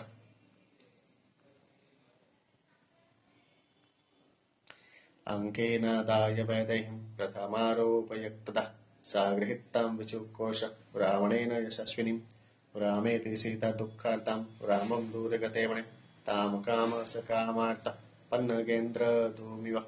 फिर गोदी में उठा सीता को रथ में बिठा लिया। उस समय रावण द्वारा पकड़ी हुई यशस्विनी सीता अत्यंत दुखी हो वन में दूर गए हुए श्री राम को राम राम का बड़े जोर से पुकारने लगी। उस समय वह कामांध राक्षस विरागिणी सीता को पन्नगराज की स्त्री की तरह विविष्टमानमादायम् उत्पपाताथ रावण ततः स राक्षसेन्द्रेणं यमाणं विहायसां वृषं चुक्रोशमत्तेवं भ्रान्तचित्तां यथातुरः। हा लक्ष्मण महाबाहो गुरुचित्त प्रसादक। रावण छटपटाते सीता को लेकर रथ सहित आकाश मार्ग से चल दिया। उस समय रावण के वश में पड़ी सीता उन्मत्त की तरह घबराकर रोगी की तरह बहुत विलाप करने लगी। सीता जी विलाप करती हुई कहने लगी, हे बड़ी भुजाओं वाले और गुरुजनों के मन को प्रसन्न करने वाले लक्ष्मण, यमाणाम न जानी से रक्षसाम काम रूपिणाम जीवितम सुखमर्थाश्च धर्म हेतु परित्यजन अकामाम विरागिणी धर्म हेतु आशितम संरक्षण रूप धर्म हेतु मामर्षिणा। मुझे काम रूपी राक्षस हरे लिए जाता है। हाय, तुम्हें इसकी खबर नहीं है। हे राघव, तुमने आश्रितों की रक्षा रूपी धर्म के लिए जीवन सुख और राज्य को भी त्याग दिया। यमाणम धर्मेणम माम राघव न पश्यसिम अनुनाम विनित्तानाम विनित्तासि परंतप। यह पापी राक्षस मुझे हरे लिए जाता है, क्या तुमको यह नहीं देख पड़ता? हे परंतप, तुम तो दुर्जनों के शिक्षक दंड देने वाले हो। कथमेवं विधम पापम न त्वं शासि रावणम नत्यो सद्यो विनितस्यं दृश्यते कर्मणः फलम। तब इस प्रकार के पाप करने वाले इस पापी रावण को क्यों नहीं दंड देते? ठीक है, दुष्ट कर्म का फल तुरंत ही नहीं मिलता। कालोपयंगिम भवत्यत्र सस्यानामिव पंक्तये सकर्म कृतवानेत्तः कालोपहत चेतना। जिस प्रकार अनाज के पकने में कुछ समय लगता है, उस प्रकार पाप भी कर्ता को फल देने के लिए कुछ समय लेता है। रावण ने काल के प्रभाव से चेतना रहित हो, नष्ट बुद्धि हो, जो यह कर्म क्या है? जीवितांत करम घोरम रामत्वं सनमाप्नुहि हन्तेत्तानि सकामस्तु कैकेयी सह बांधव विनित्ता से शिक्षक कालोप्यंगी सकायिकारिण पंक्ते पाकायम। सो इसके लिए रावण को श्री रामचंद्र जी द्वारा प्रणाम करने वाली घोर विपद में पड़ना पड़ेगा। इस समय अपने बांधवों सहित कैकेयी का मनोरथ पूरा हुआ।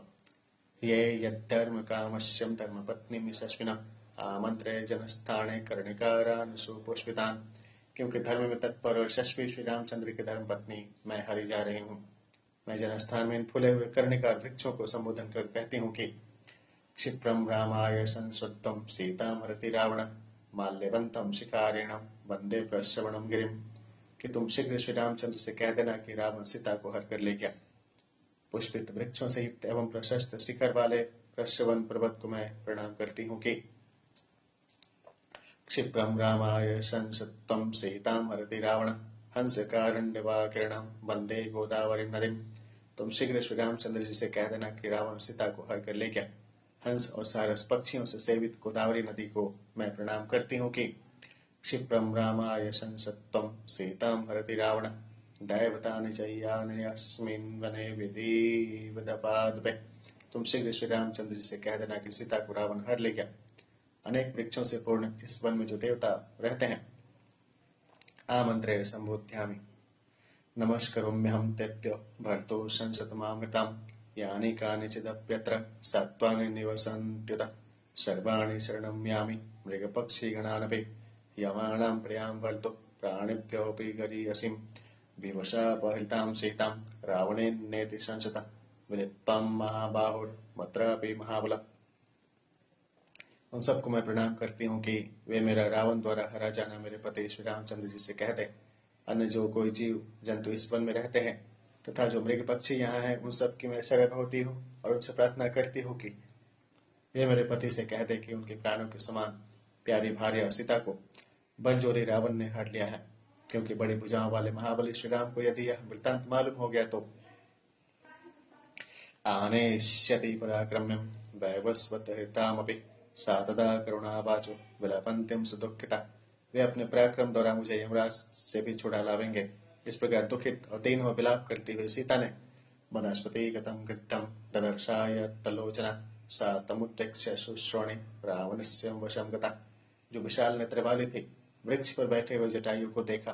रावण के वश में पड़ी हुई सीता ने जटायु को देख सत्वानि जंतव समाक्रंद्य परा दुःखोपहतयाग्रह जटायो पश्य ममार्य ह्यमाणामथानाथवत् अनेन राक्षसेन्द्रेणं करुणं पापकरुणं न संवारयितुं शक्यस्तव क्रूरो निशाचर सत्वाञ्जीतकाशी च सायुध्यत चैव दुर्मति। भयभीत एवं दुखित हो रो कर कहा, हे मेरे बड़े बूढ़े जटायु, देखो यह पापी रावण मुझे अनाथ की तरह निर्भय भाव से पकड़ कर लिए जाता है। जान पड़ता है कि तुम इस महाबली विजयी कूट युद्ध करने वाले क्रूर और आयुधधारी राक्षस को रोक नहीं सकते। अतः रामाय तु यथा तत्त्वं जटायो हरणं मम लक्ष्मणाय च तत्सर्वम् आख्यातव्यं शेषतः। हे जटायु, तुम श्री रामचंद्र जी से मेरे हरे जाने का यथार्थ वृत्तांत कह देना और लक्ष्मण को यह आद्यांत समस्त वृत्तांत बता देना। अरण्यकांड का 49वां सर्ग पूरा हुआ। ध्यान श्री विष्णु भगवान की जय। अतः 50 सर्गम ते शब्दं वसुप्तस्तुं जटायुरथ शुश्रुवे निरीक्ष्यं रावणं क्षिप्रं वैदेहीं च ददर्श। अवसुप्त ईशत सुप्ति जटायु। जटायु ने जो उस समय औंध रहा था, सीता की आवाज सुन आंखें खोली और उसने रावण और सीता को देखा तथा पर्वत कूटावश तीक्ष्ण तुंड खगोत्तम वनस्पति तथा श्रीमान व्याजहार शुभाम गिरम। उस पर्वत के श्रृंग के तुल्य बड़े ढील ढाल के जटायु पक्षी ने, जिसका बड़ी पैनी चोंच था, पेड़ पर बैठे ही बैठे मधुर शब्दों में रावण से कहा, दशग्रीवर्षितोत्तम पुराणे सत्य संशय जटायुर्नाम नाम्यहं गृद्धराजो महाबला। हे दशग्रीव, मैं सदैव से सेवा धर्म में लगा हुआ हूँ और सत्य पर आरूढ़ हूँ। मेरा नाम जटायु है और मैं गिद्धों का महाबलवान राजा हूँ।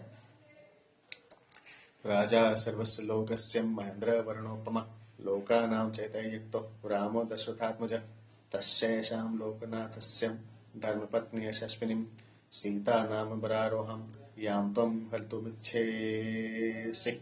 वे सब लोगों के राजा हैं, जो इंद्र और वरुण के तुल्य हैं और जो प्राणी मात्र की भलाई में लगे रहते हैं। उन्हें त्रिलोकनाथ दशरथ नंदन श्री रामचंद्र की यह यशस्विनी बरारोहा धर्मपत्नी सीता है, जिसे तुम हर कर लिए जाते हो। धर्म दास्य वृत्तावित्यर्थम पुराणे सनातने कथम राजा स्तो धर्मे परंडारान परामृशेत रक्षणीय विशेषणम राजदारा महाबला। जो राजा धर्म मार्ग पर आरूढ़ है, क्या उनको पर स्त्री पर हाथ डालना उचित है? हे महाबली, तुमको तो राजपत्नी की रक्षा विशेष रूप से करनी चाहिए। निवर्त्य मतिम नीचम परतारा विमर्शनात् न समाचार द्विगेयत परो अस्य विगर्हयेत्। अतः तुम पराई स्त्री के हरण करने की नीच बुद्धि को त्याग दो। जिस काम के करने से निंदा होती है, वह काम श्रीमान पुरुष नहीं किया करते। यथा आत्मन सथान येषां दारा लक्ष्य विपश्चिता धर्ममर्थम च कामं च शिष्टा शास्त्रस्पनागतम् व्यवस्यन्ति न राजाणां धर्मं पौलस्त्यनंदन राजा धर्मस्य कामश्च द्रव्याणां चोत्तमो निधि। विवेकी पुरुषों का कर्तव्य है कि अपनी स्त्री की तरह पराई स्त्री की भी रक्षा करे। हे पौलस्त्यनंदन, शिष्ट जन अथवा विवेकी जन धर्म अर्थ अथवा काम संबंधी किसी भी कार्य के विषय में जब शास्त्र का विधान नहीं पाते, तब राजा जैसा करता है उसी का वे लोग अनुसरण करते हैं। अतः राजा को सदैव धर्म मार्ग का अनुसरण करना चाहिए, क्योंकि राजा ही धर्म और राजा ही काम और राजा ही समस्त उत्तम द्रव्यों का खजाना है। धीर धीमान वपचित्ता विवेकिनां शास्त्रेष्वनागतं शास्त्रेष्वनुदिष्टं पठान्तरे अर्थो वा यदि वा कामं शिष्टं शास्त्रस्वेनात्तमः धर्मं शुभं वा पापं वा राजमूलं प्रवर्तते पापस्वभावश्चक्लः कथं तं रक्षसां वरः। धर्म, शुभ कर्म अथवा पाप कर्म सबकी जड़ राजा ही है, क्योंकि राजा की प्रवृत्ति के अनुसार ही प्रजाजनों की भी प्रवृत्ति होती है। हे राक्षसोत्तम, स्वभाव ही से पापी और चंचल होकर भी ऐश्वर्यमभि संप्राप्तो विमानमिव दुष्कृति कामं स्वभावयो यस्य न शक्य परिमार्जितम्। तुम किस प्रकार दुष्कर्म करने वाले जन के देवाभिमान प्राप्त होने के समान इस ऐश्वर्य को प्राप्त हुए हो। जो कामी है अथवा स्वेच्छाचारी है वह अपने स्वभाव को बदल नहीं सकता। न दुष्टात्मना मार्य माम सत्यालये चिरम विषये वा पुरे वाते यदा रामो महाबल नापराध्यति धर्मात्मा कथम तस्यापराध्यसि यदि शूर्पणखा हेतुर्जनस्थानगतः खरः। इसी से दुष्ट जनों के हृदय में सदुपदेश बहुत देर तक नहीं टिकता। जब महाबली श्री राम ने तुम्हारे अधिकृत देश में अथवा पूर्व में तुम्हारा कोई अपराध नहीं किया, तब तुम उनके प्रति यह अपराध कार्य क्यों कर रहे हो। यदि कहो कि शूर्पणखा के पीछे जनस्थान वासी खरारिका आर्याम सदुपदेश आलये हृदय अतिवृत्तो हतः पूर्वं रामेण क्लिष्ट कर्मणा अत्तबुद्धि यथा तत्त्वं को रामस्य व्यतिक्रम।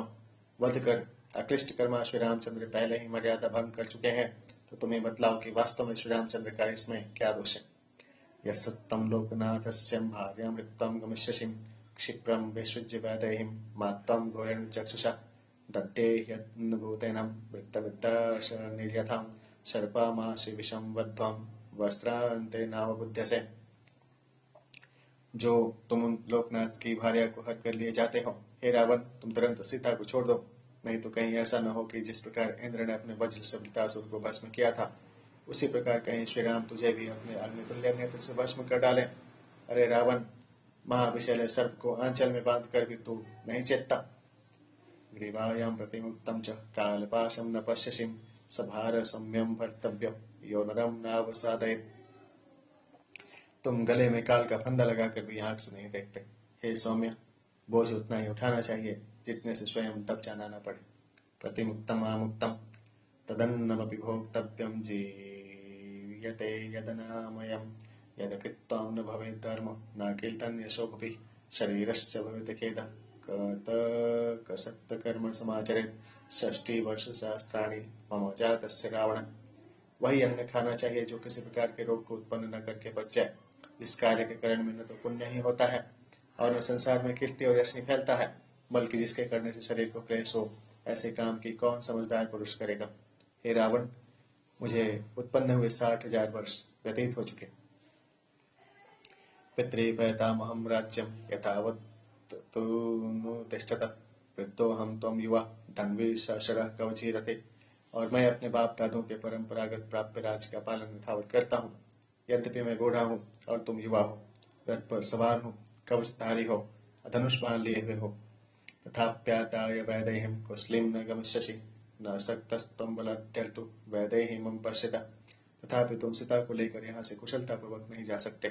मेरी आंखों के सामने तुम बलजोरी सीता को नहीं ले जा सकते। हे तुर्भिर्न्याय सायक्ते ध्रुवां वेद श्रुतिमवः युध्यस्व यदि शूरो असिं मुहूर्तं तिष्ठ रावण। जैसे किसी वेदवेत्ता के सामने कोई तर्क शास्त्री वेदों के मंत्रों का अनुचित अर्थ नहीं कर सकता, हे रावण, यदि तुझे शूरवीर होने का दावा है तो 2 घड़ी यहाँ रुक कर मुझसे युद्ध कर। शैष्यसे हतौ भूमो यथा पूर्वकरंस्तथा असकृत संयुगेयेनं निहत्तां दैत्यदानवः। फिर देखना कि मैं तुझे मारकर पृथ्वी पर उस प्रकार लिटाता हूँ कि नहीं जिस प्रकार पहले खर मरकर पृथ्वी पर लौट चुका है। हे रावण, जिन्होंने अनेक बार युद्ध में दैत्य और दानवों को मारा है। न चिरारी चीरवासास्त्वं रामो युद्धे वधिष्यसि किन्नु शक्य मया कर्तुं गतो दूरं नृपात्मज। वे चीरधारी श्री राम संग्राम में क्या तेरा वध करने में देर लगावेंगे, मैं क्या करूं। वे दोनों राजकुमार वन में दूर निकल गए हैं। क्षिप्रं त्वं नश्यसे नीच तत्यो भातो न संशय नहि मे जीवमानस्यं नश्यसि शुभामिमं सीतां कमलपत्राक्षिं रामस्य महिषीं प्रियम् अवश्यं तु मया कार्यं प्रियं तस्य महात्मनः जीवितेन अपि रामस्य तथा दशरथस्य च। तिष्ठ तिष्ठ दशग्रीव मुहूर्तं पश्य रावण। नश्यसे अदर्शन प्राप्नोषे पाठांतरे देव। हे नीच, तू भी उनसे डरकर निस्संदेह शीघ्र मारा जाएगा, किंतु मेरे जीते जी तो तू कमल नयने श्री राम की प्यारी पटरानी सीता को नहीं ले जाने पावेगा, क्योंकि मैं तो उन महात्मा श्री राम की और दशरथ की भलाई जान देकर भी अवश्य करूंगा। हे दशग्रीव रावण, खरा रह, मुहूर्त भर में युद्धातिथ्यं दास्यामि यथा प्राणं निशाचर, वृन्दादिवं फलं त्वां तुम पातयेयं रथोत्तमात्। हे निशाचर, मैं तेरा अपने बल के अनुरूप युद्धोचित आतिथ्य कर पके फल की तरह तुझे इस उत्तम रथ से नीचे गिरा देता हूँ। अरण्यकांड का 50वां सर्ग पूरा हुआ। ध्यान सूर्य विष्णु भगवान की जय। अथ एक पंचाशः सर्गम। ओम नमो दिव्य महादिव्य शिवाय सत्तम नमः। नमो प्रकृते भद्राय नियता प्रणताय स्मृतां हरिः ओम महम्। ओम विष्णुमिदमहम्। ओम शान्ताकारं भुजगशयनं पद्मनाभं सुरेशं विश्वाधारं गगनसदृश्यं मेघवर्णं शुभांगं लक्ष्मीकान्तं कमलनयनं योगिविद्यानुगम्यं वन्दे विष्णुभवभयहरणं सर्वलोकैकनाथम्। कर्पूरगौरं करुणावतारं संसारसारं भुजगेन्द्रहारं सदा वसन्तं हृदयारविन्दो भवं भवानी सहितं नमामि। हरिः ओम। प्रेम से विष्णु भगवान की